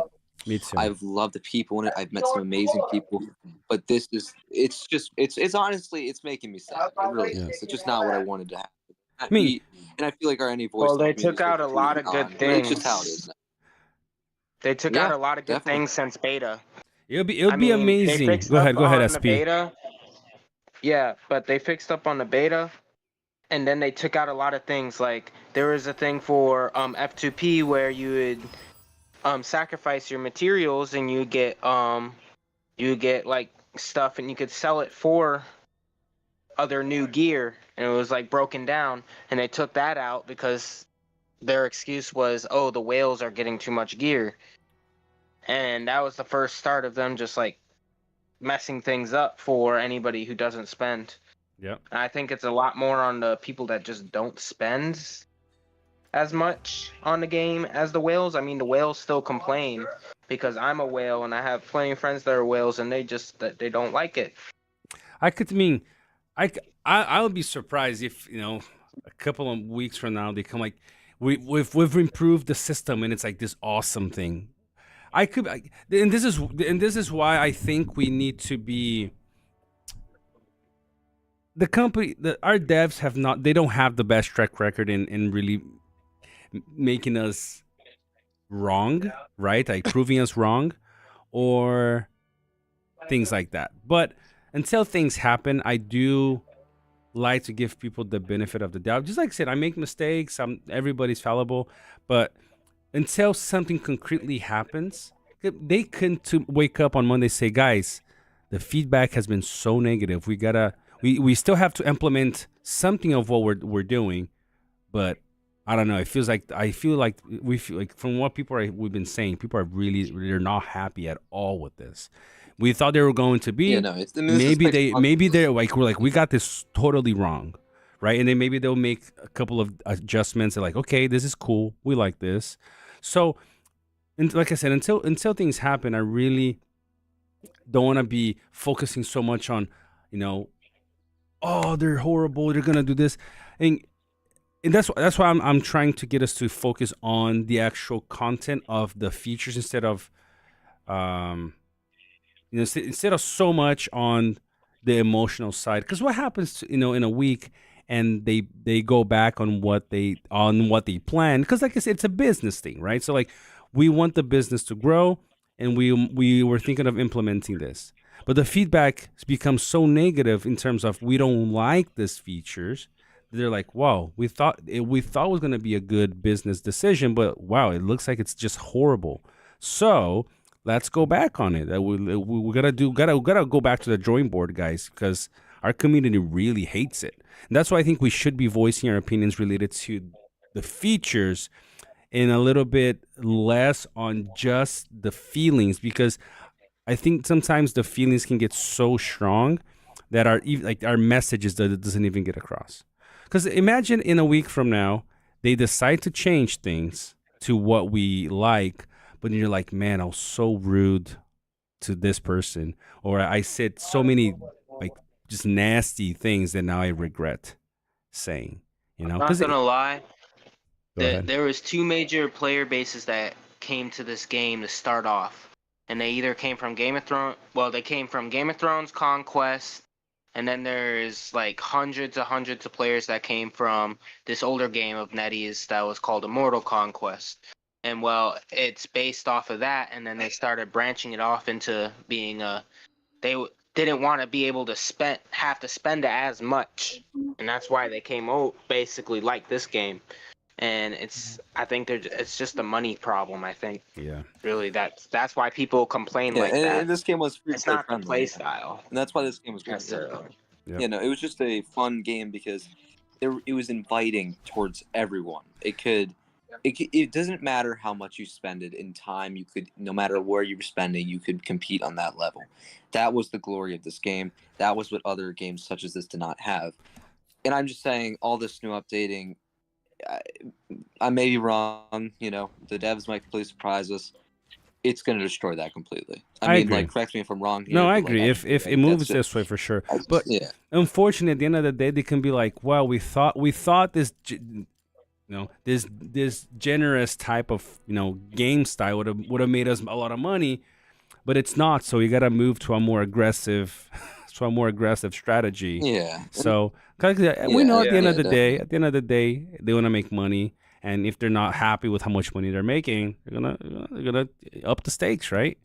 And I'm definitely not happy about it. I don't want to play a game that's completely changed from what we were giving, and that's why whatever changes happen, we're individually gonna have to say, is this too much for me? Yes, it is. Okay, I'm done. I'm gonna move to something else. If it's not, like, okay, I think maybe they compromised a few things. Maybe I can deal with the changes. At the end of the day, it's gonna be like that. But it's rough. But just to close the stream, guys, we've been on for over 3 hours. I don't want you guys to, I got stuff to do in like 5 or 6 hours, so I gotta go to bed. But just to summarize on the last feature that we talked about, there are a couple more features that I'll probably jump on Monday on a live to talk about. Share my screen again. We can kind of go over these things. But just on the battle, going back to the whole battle thing, just so we can close at least this chapter. Analyzing. Remember, I don't know why I have to, but I feel like I have to every single time. I'm not trying to compare both. I'm trying to analyze just this alone to see if this is a cool system. If it's, what are the flaws that I see, with the either the current rate that we're doing or just the flaws that I see overall. Two of them in this case are what the battle formation is. I think it becomes, at least looking from the last 2 days that I've been playing this, it's going to become very hard to plan and play counters. Because, like Ombra was saying, we've been talking about this guy just hit alerts, so I need to prepare this guy right here to counter alerts or send my counter to alerts.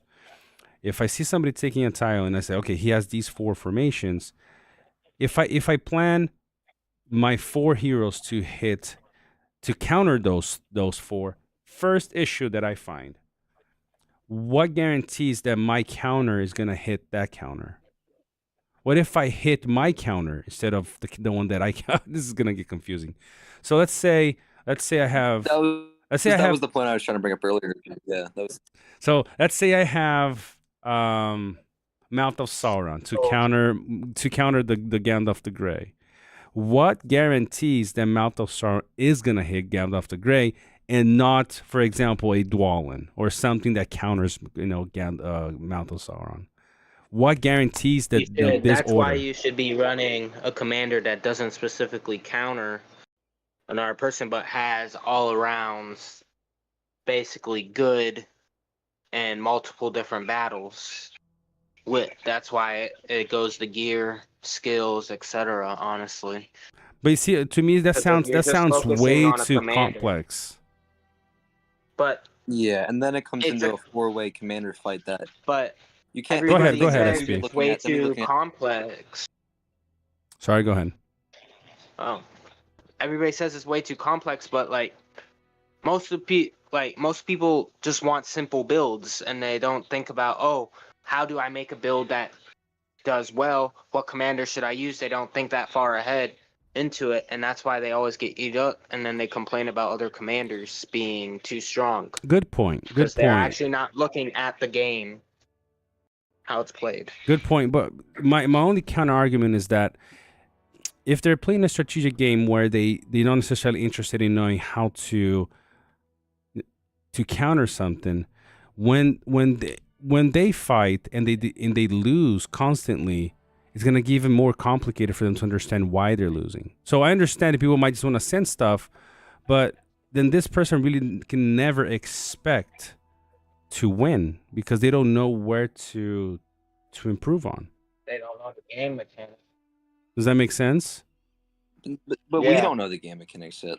We don't know them yet. That's the thing. We don't know how this is going to work with this new game mechanic because this, like we've said all night, this is going to be a whole new game. Exactly. Almost. This is going to be an entire. Is it a lot like is implemented? So.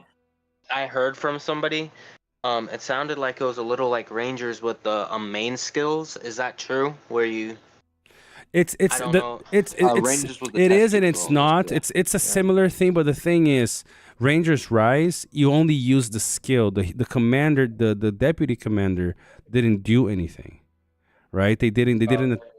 I don't think they attacked. I think you only used you incorporated their titles into the commander, and that's really it. I think I haven't played Rangers Rise, so I don't know. But I thought that's why I thought Celeborn would have been good for PBE when I heard they said something that's similar like that. I was like, yeah, no, it's not the same. It's in this case, each commander fights their own like in their turn, which is I think it's different. But that's the thing. I'm not saying. Go ahead, Vader. And then here's the thing, though. Then what happens if one wins? Does it instantly gang up on the other one? It's just so much testing I need to still do, especially since of the access to PvP. It's just so much that's going to be weird. And like you're saying, like go back to what SP said, saying, well, it's going to dumb. It's like it's going to dumb down the fighting and learning the new game mechanics. Well, the thing is, now we're working on 6 different commanders. And what if they're like I've already said earlier, there's going to be a lineup out there that's going to have 4 dominant commanders that just won't be countered well. Like, okay, like I think as a community we've like kind of agreed that Khaldun has no solid counter that you can always rely on. Like, I that's my opinion on it. I think he's pretty much one of the strongest guys in the game, no doubt. Mm-hmm. And what if that consists of him who doesn't have any real counters and he is just nailing through it, and you have a Sun in there on top of it? And we're not even considering the possibility like, oh, what about this exact scenario in NRP where you can combine the two? I got an Isildur. Honestly, it's the same with Bjorn too. Exactly. Bjorn's pretty good also. Yeah. I wailed out Bjorn and oh my god. Yeah. But the thing is, it just gets in that scenario where it gets to the point it's not fair, honestly. And it gets to the point where it's just hard to figure out all this out. And I think rather than make this the game, they should have made it a sub, like even to make another test tube rather than make this the game. And just like going back really earlier, how they did this was honestly the worst they could have done it. They gave it access to way too many people. They released it all at once. They didn't slowly start to feed it. No, they're saying, and they've already said this is what's going to happen. They didn't confirm all the way up to it, but they confirmed the new battle system kind of. So that's already something we know. But if they're going to continue to feed stuff like this into us, it's like I said, it's going to deliver the kill shot. It's going to be over, and no one's going to want to play. And you could say, well, yeah, the whales can adjust. Well, I myself, I won't adjust. I'm gone. I don't care. I'm gone. Yeah, I'm not going to stay to a game that, yeah. I think it's going to be hard. Honestly, I'm not trying to be pessimistic. Just analyzing it from a logical point. I just think it's going to add so many random variables to a fight that's probably going to become useless to even try to understand what happened. Because look, you have the whole new thing about like the different types of units. You got the large, small, and medium. One counters the other. One like has power, like does more versus the other, and vice versa. So that's just 3 things right there that you're adding to the elements, right? And you have now 4 commanders in a lineup with a bunch of different skills, a bunch of different gear. It just sounds too overwhelming for people to even, and I don't even know if there is a real way to even analyze all that data after, to analyze okay, this guy went first and this guy went second and then that guy went third. And then, I think it's going to become a little bit, too much for us to even kind of, because imagine how many builds. Yeah. It's like one commander with 3 other possibilities. Like how many variables you're adding to this now? But So even if you can calculate everything, it's okay. I'm okay with have more variables, have more data to calculate. I'm okay with everything. But the problem is there's something you cannot calculate. You cannot calculate your formation 1, who gonna attack in the round 1. You cannot calculate what commander you're gonna face exactly. the 4. See, this is the only And problem, that's the because issue. I accept the counter formation, like a small unit do more damage versus big and all this stuff. You can calculate that. You can prepare your army for that, but you cannot prepare for the RNG. The RNG is not preparable. You can do nothing about that. You go with your army versus that, and you see what's happened. The reason why, see, I am okay with adding a lot of variables in a game that I don't have to grind for 10 hours. You know, but for adding all I mean, how many people do you know that do you think would sit down to now understand how many possible formations and commanders and skills and gear you can do? Only the hardcore players would. But I mean, for this kind of complexity, I think even a small percentage of the hardcore, because I know that a lot of the big whales, they're not worried about having. They're not the ones sitting down and doing calculations. They're like they'll sit down with like their smart players. They really actually don't. A lot of them don't actually know how to properly play and build teams, and then they get their butt whoops by mid whales. The majority of whales don't know how to play real. I mean, but that's the thing. Like, they're paying not to have to know. You know, they're just having. They want to have their own type of fun, and that's fine. They'll sit down with the smart people in their team, like, hey, how would you improve this? And they'll tell them, oh, I would do this, and all right, that's what they're gonna do, and that's okay. But that's what I'm saying. Adding this level of complexity is gonna be 1% of the hardcore, because. Guys, come on. It already takes a long time to go through one commander and think, okay, maybe this would work and that would work. You're going to do 4 at once for one battle. In one battle. It's one battle with 8 different commanders. You know? Who is going to sit down? The thing is and getting do all as that? much immunities in pursuit as possible now. So that's what I'm saying. If you're playing a game like Total War, for example, where it's you sit down, you have the scenario, okay, this guy has this and this. How do I strategize to counter this? That's one thing. But we have to tile, we have to siege, we have to sweep, we have to all these things. And now you're adding how many more hours for somebody to sit down? Okay, Witch King, okay, yes, this. So nobody's gonna do this. You know, I mean, a very, very small number of people are gonna do it, and so that's why I'm thinking. Somebody said they're kind of. Let me see what to say here. Okay. I would only do it if the gear thing wasn't implemented. That's the only scenario I wouldn't do it. If even the gear thing's implemented, I'm not doing it. Yeah, exactly. Kisten Kai said. He said, it can't be more strategic since it's impossible to counter specific formations. It's already a thing to scout on one commander, send a counter in time, but have a counter ready against a 4-commander formation? With that much of variables, it's just simplified. What they're doing, it's just simplified. You build the best formation you can and hope it will work until you meet someone too strong. Basically, that's what it is. Like, people are just gonna send stuff left and right until this big whale with like 4 all refined uniques and all this stuff. It's something like Ombro was saying. There's so many variables in RNG that you can never predict. You can never predict, right? You can never predict an outcome versus all these multiple RNGs. So that's basically what it's sounding like. We're simplifying the battle system. It's getting complex. You guys are complaining about commander balance. We're gonna solve it. You guys are complaining about commander balance. Let's solve it. Everything's balanced. There's no more balance anymore. Until your wallet is your balance. And so that's what it honestly can say. I think you have a good point. Go ahead. What do you say, SP? It's like practically just throwing a horde of. It's practically like throwing a horde of commanders at a horde of commanders, and that's it. You know, you don't have no. It's gonna be no. Okay, there's going to be no chance for you to properly get ready for this fight. No, there isn't. They got, let's say, Yeah, no. Let's say, hey, they got a Witch King. Like in the game we have now, they got a Witch King. I'm going to send a Gain off the gray over there. But now, hey, they have a Witch King within this comp, but I don't know what else they have in there that will wipe me out. And you can't predict that. You're just going to be setting a horde of commanders with no strategic value at the other one. Exactly. And not to mention, we don't even know what's going to hit what. We don't know what's going to happen. It's just ruining any strategic gap in this game is now. Yep. Really, that would actually make it where you'd have to have not just one commander with stun and madness immunity and pursuit, but make it that you'd have to have at least 3 or 4 with stun and madness immunity and pursuit fully refined. Yep. And to protect yourself and actually, yeah. So yeah, it's a lot of variables.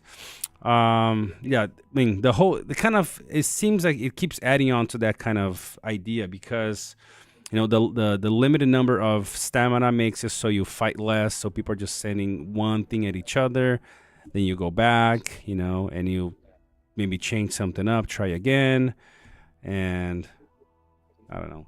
Gore said, I'll be honest, I'm very interested. I'm interested to know why is it that you're interested in this mess? Ooh. Gore. I don't know if you guys know. I mean, yeah, you guys know who Gore is. No, like I said, I'm interested in it too. I don't mind the idea of it. I think the idea of it's a very interesting one that I could get behind and try out. But that's not what they're doing here. That's the only issue I have with it. If we were having a conversation that this is a mode they will be implementing, if that was the conversation we'd be having, I would be coming with this a whole new face. Yeah, I mean, nobody would have. Not what we're getting. No, yeah, I mean, Rangers Rise was presented. Nobody went. No, we didn't have this uproar. Yeah, no, we didn't go. We didn't, like I said, like part of my friendship, but we didn't go apeshit crazy about it. We didn't. You didn't see people getting extremely mad about. But this is the new game they're offering. This isn't a new mode. This is the new game, and that's my issue with it. No, yeah, I mean, Gore said something. He said, "I'm very interested in analyzing commanders and troop comps. Usually, I can't speak for other build makers, but even for me, this is way too complex to analyze everything. And that's the point we're trying to make is we're not. It's not that we're not okay with things changing, but with the way that they're implementing it's just becoming just too complex, too random, too messy, for us to look at things and say, I mean, let's look at a report here. Let me send. I'm not on that one. Let me pull this up really quick. Character. Completely agree with Gore. By the way. Yeah. I mean, 25 Elrond solves everything. We'll see that in PBE. I've heard had some fun tests with Elrond in there. It's I will say, if this were to get implemented, Elrond's gonna be your best investment in the game. That's a hard take right there. That's just what it's gonna be. So I mean, let's see here. Where is Galadriel? All right, let's send Galadriel level 40s against a. Let's send. Oh, I don't want to hit somebody's thing. I mean, let's send it here. I haven't tried to hit one of these yet, so I'm probably gonna get destroyed, but it's okay, for the sake of the. For the sake of the world, I'll sacrifice.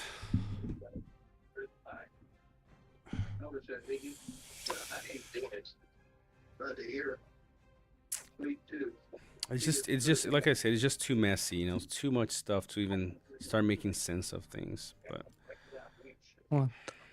Some games are not meant to be really understood. It's just something for you to have fun. Just. But I honestly do like. Okay. Oh, my question is though, what if they say something like this? This is gonna be the new game mode for seasons going forward. We will keep rebuilding glory, tactics evolve, War of the Ring, but then this. Oh, okay. But this basically be the regular season. Wait. So all right, let's do this. Okay. Let's look at this really quick here. Because if we go back to the Revelation section, every time they had a new Revelation section, it was like the new season, right? So when they came out with War of the Ring and it was only good versus evil, you know, it wasn't, even though it was a new game, it had new game mechanics, right? It didn't force people saying, "Wow, now it's only good versus evil." Correct? We can say that with certainty because we still have regular Rebuilding Glory. When they came out with Tactics Evolved, right? When they came out Tactics Evolved, they were like, going forward, you don't have more Rebuilding Glory or War of the Ring. It's just a new, it's the new campaign. If you want to play the new stuff, it's this. Now, when Rangers Rise came out, it was the same thing. You could play with 2 commanders, 2 heroes. The sub skills didn't activate on the main commander. It wasn't a change like, oh, you're losing your sub skills now if you want to play Rangers Rise. Okay, it's an optional thing. It could be that the new campaign that they're coming out is, if you guys want to play the new campaign, this is how it works. Okay, so this is why. Okay, thinking here in a way kind of positively. This could be good, guys. Okay, it took us 3 hours and a half, but this could be could be a good outcome, at least from my thinking point here. You know how in Rangers Rise, you can use 2 commanders together. And a change happens, right? The sub skills of the lieutenant doesn't I don't even know if you can even use them, but it doesn't affect your commander, right? It's only the title that you're allowed to use. With that in mind, once you went back to TE, that same commander sub skills are now working, correct? It's not something that it happens and then it's gone. That you can't go back. So it could be that the new season. That's what it was called in Revelations, by the way, when I remember reading. It said the new season is this. It could be that if you want to play the new season, once you go into it, that's what happens. Your gear gets broken down into those, and maybe there's no refines. I don't know. I think they're, like I said, if this is going to be forced upon all seasons, then I'm pretty sure you're going to be able to refine your gold and purples. But if it's a game, it's not a game mode, but it's like the future season going forward for the new stuff. It could be that it's, you break your stuff down for that season, and then if you want to play Rebuilding Glory again, then it goes back to your normal stuff. Just like in PBE. I just showed you my regular good side account on Kings of Men. My gear's there, refined and everything with Frenzy. Now I'm here in PBE, and my Frenzy doesn't exist. Right? So let me reread the question when they asked this. Will all the content in PBE be applied to the official servers later? What's the purpose of the change? In the new season, in the new version, we're going to update the gameplay and features of the entire game. Right? So, but it's in the new version. Okay? It could mean more than what we know. It could be in the new version, the new season, in the new campaign. We're going to be updating the gameplay for the entire game, but it could be for that specific season. It's not very clear. So there are only part of the new features included in the test, so more will be reviewed in the future. Now, that could be it. The one and only EQ said they didn't come out and actually say that. That's true, but it's not very clear either way. They didn't say, and yes, they didn't say yes, they didn't say no. Their communication sucks and the transition is not always on point.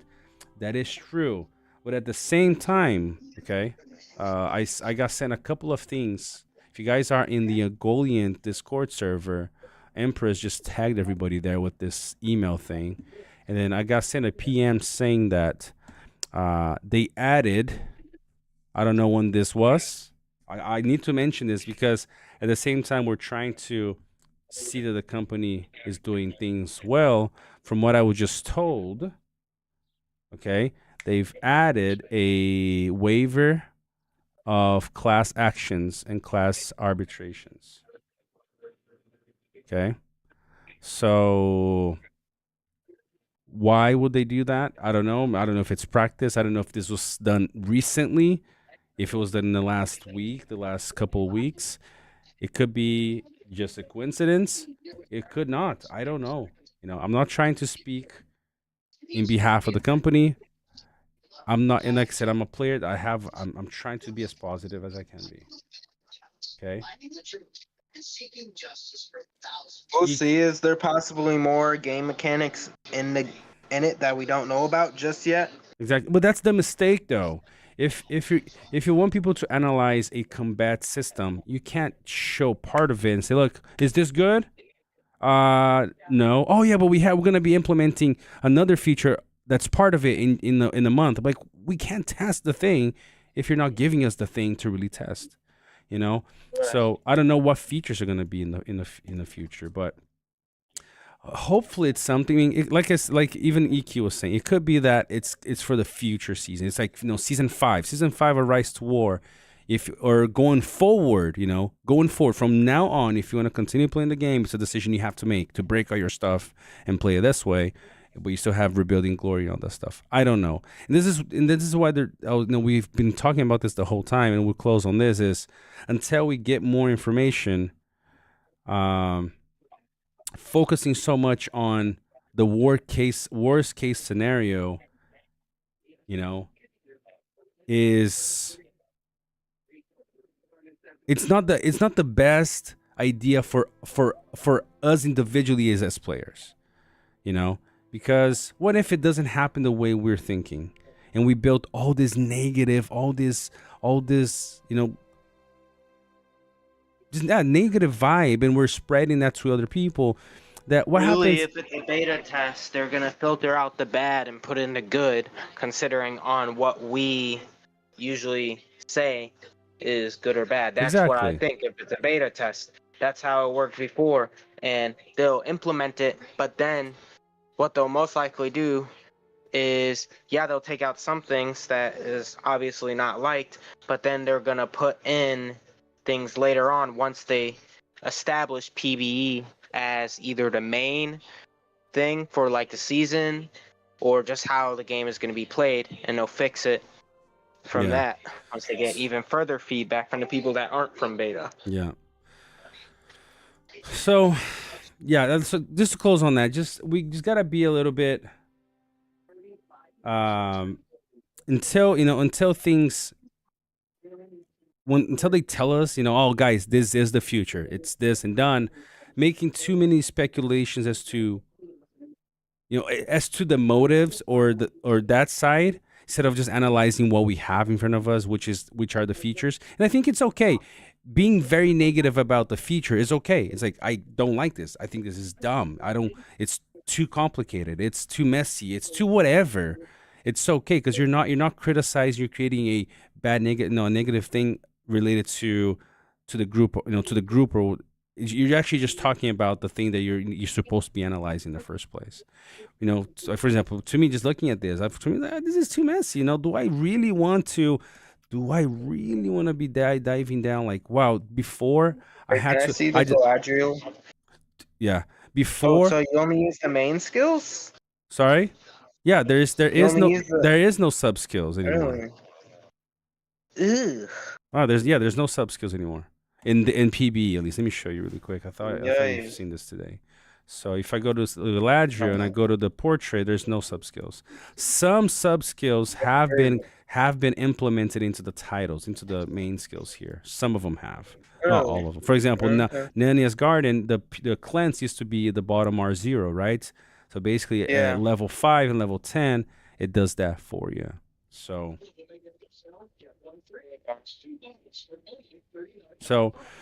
Celeborn will be nasty in that. Maybe, but that's the thing. You gotta. That's the thing that you still have to see individually the skills, because some skills have been changed. Not all skills are the same as they used to be. So you gotta go to Celeborn here and see. Okay, what is his skill now? For example, look at this. Okay, his R0, his top R0 doesn't have initiative or madness immunity anymore. Oh, so that's why you gotta look at this and see. Okay, this is interesting. Or for example, you got Pursuit. First instance of damage triggers Pursuit. Only the first instance, though. Okay, you gotta look at things, right? For example, the initiative for March Toward isn't still there, right? So Hey, the Lord, how you doing, my friend? We're about to close, so good you caught on. You caught on now. So we need to analyze until we get confirmation of whatever's happening. I really think it would be in everybody's best interest, especially in the PBE section, if we gave feedback on the actual features. Like, I don't like the battle system because to me, for example, it's too messy, too many variables. I think it becomes too complex, and basically you lose pure damage or pure heal. Right, for example, heal would be good. For me, like, looking at this is like, before I had to, for Galadriel, I had to worry about a few things, right? Oh, I had to make sure that she was faster than the other commanders that could hit her first.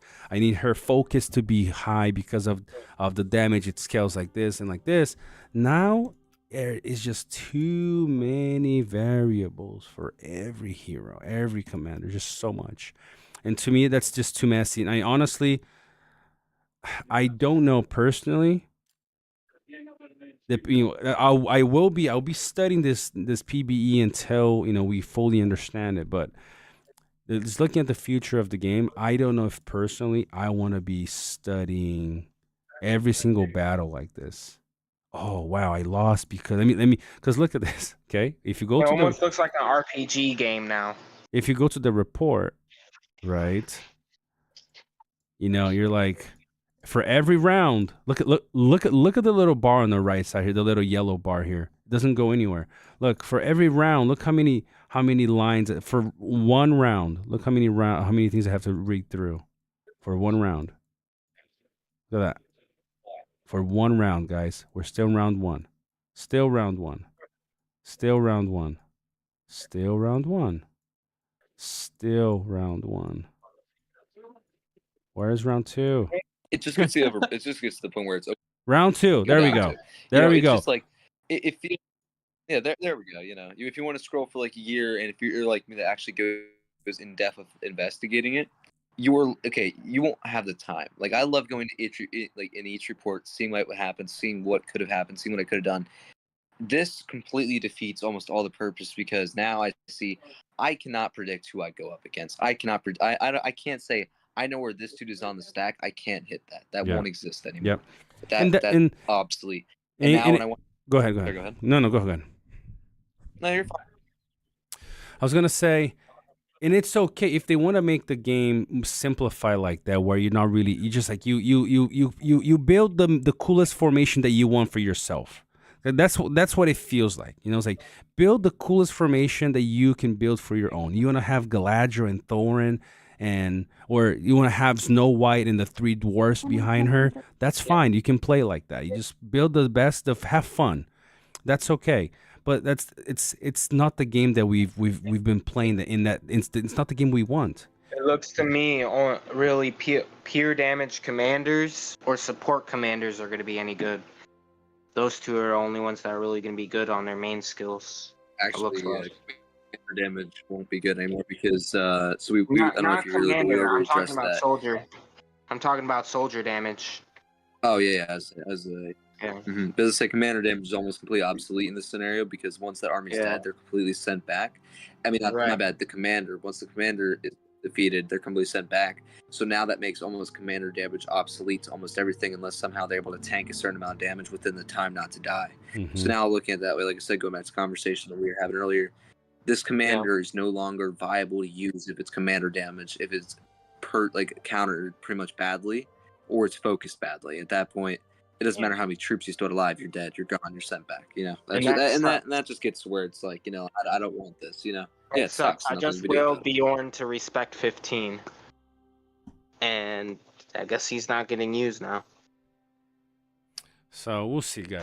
Well, yeah. Okay. In the next week, try. Whoever has access to PBE, go test it out. Give some. Objective feedback. I'm not liking this because, for example, the energy was pretty easy. It's pretty easy to give that feedback, right? I don't like it because it stops for example, for me, it stops diversification of using troops. It's gonna drain whatever I do way too quickly because it's too high. Either it's too high. But my main issue with this, for example, I like running multiple commanders in multiple places. Right? Don't we send our pathers one way and our PvPs the other way if we have to? Yes. With this scenario, you can't. You really can't do that much.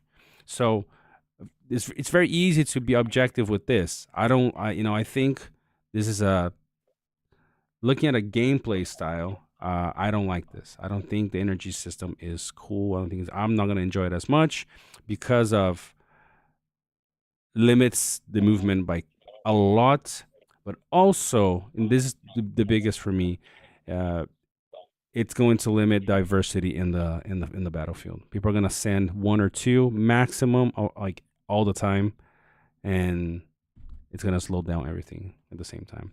So let's keep doing this. Let's go back to PBE, back into my Discord server, wherever you guys want to do. But it's important that we give back objective, answers to the issues. If we don't like this, why? Like, why don't you like this?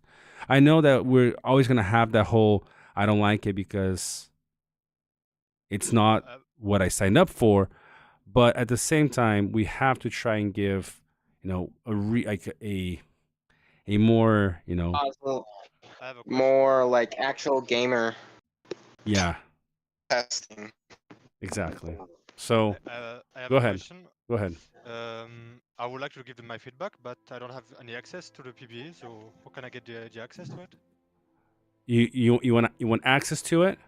Yeah. You had if you didn't sign up for it, then you can't. You're gonna have to, I don't know, watch somebody else do it. I signed up for it, but it didn't take it to me.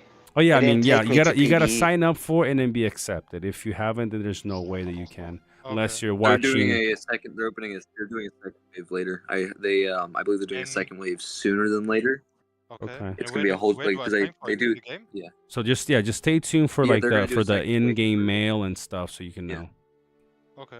Thanks. Yeah, they're gonna do a second wave because it runs by servers. So, like, imagine they set a cap. What they've done is they set a cap to each these beta servers, and they're going to be beta test servers where people can come in, but the server has a cap. Like a normal server. Mm-hmm. It's kind of like a lower down version of Bagman who can't cater as many people. And what happens is once the server gets capped, it's full. So they'll start giving access to more diverse players as it goes on. Sort of like next wave, they're not going to just look for like I believe they were looking for certain people in the first wave, but now the second wave they're going to be a lot less selective and just letting more in. And I believe that's what they're going to do, because every time they do it, they have to open a new server, a new wave. At least that's how I believe this is happening. I believe that's correct, because I've done a little bit into that. But yeah, so pretty much it's connected by waves of players, and by the next one, more people will be allowed in. But you have to realize there's a limit to how many people can fit in one server, since they're running this off a normal server, not just a special one and not a separate one. It's connected to the same servers they have now. So they have to cater to that. They can't just have like let's say they can't have 3,000 people on one server because there'd be no room to test anything. Okay. You just have to consider that. And when I will be able to sign up again, it will be I will receive a message in the game. Or... Yeah, usually you mean stay tuned on the official Discord. Yeah, stay tuned for the official mail session. They'll send it to you. Okay. They usually last time they announced in the official Discord as well, so stay tuned for that or your in-game mail.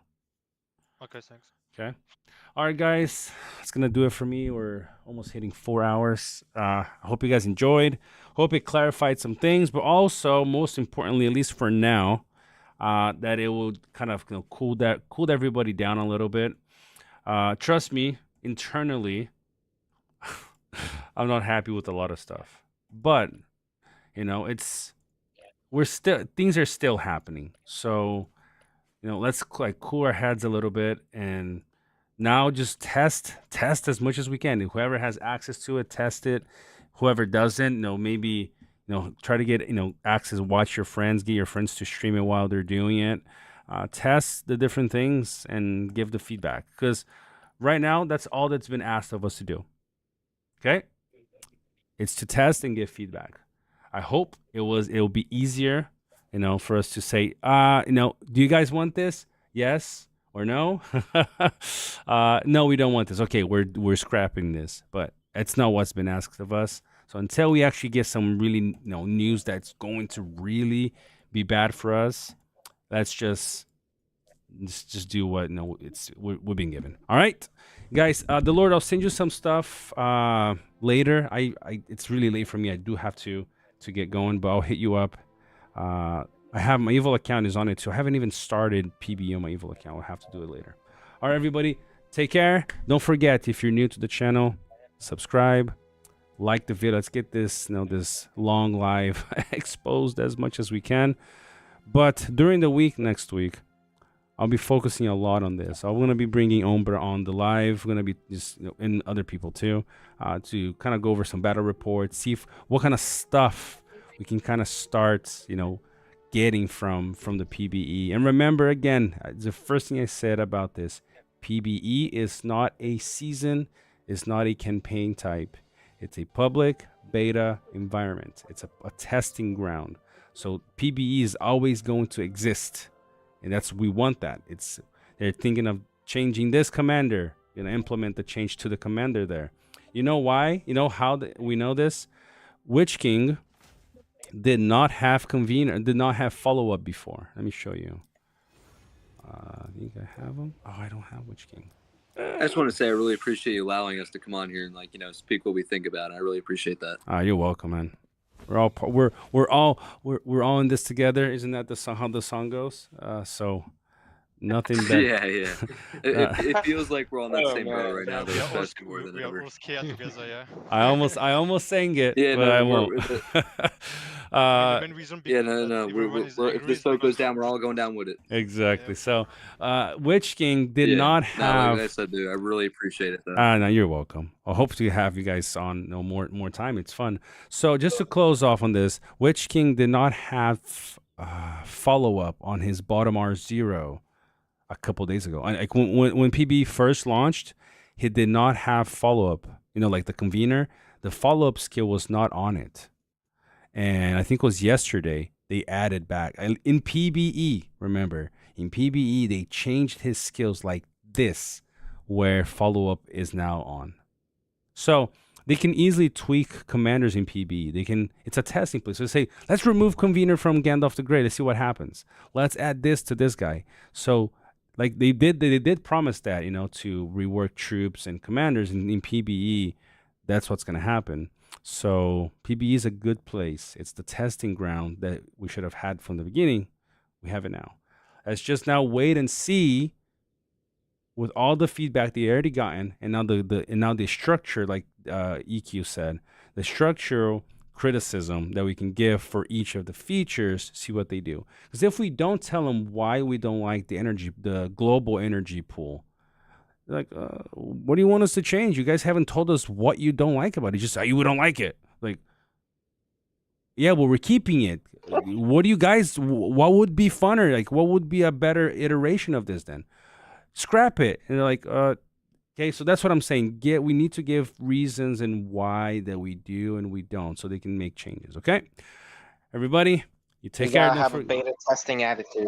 Exactly. You have to have this testing attitude. I know we prefer to not have any of this, but let's have. That's why the second you showed me like the skills, I didn't get angry, but instead I was like, okay, how do I implement these into what I can do? Yeah. So what can be improved? Let's just hope that some of the stuff we do say gets listened, and we can continue having fun in this game. All right. Take care, everybody. See you guys Monday, probably. All right. Have a great night. See you. Oh, that was crazy. Yeah.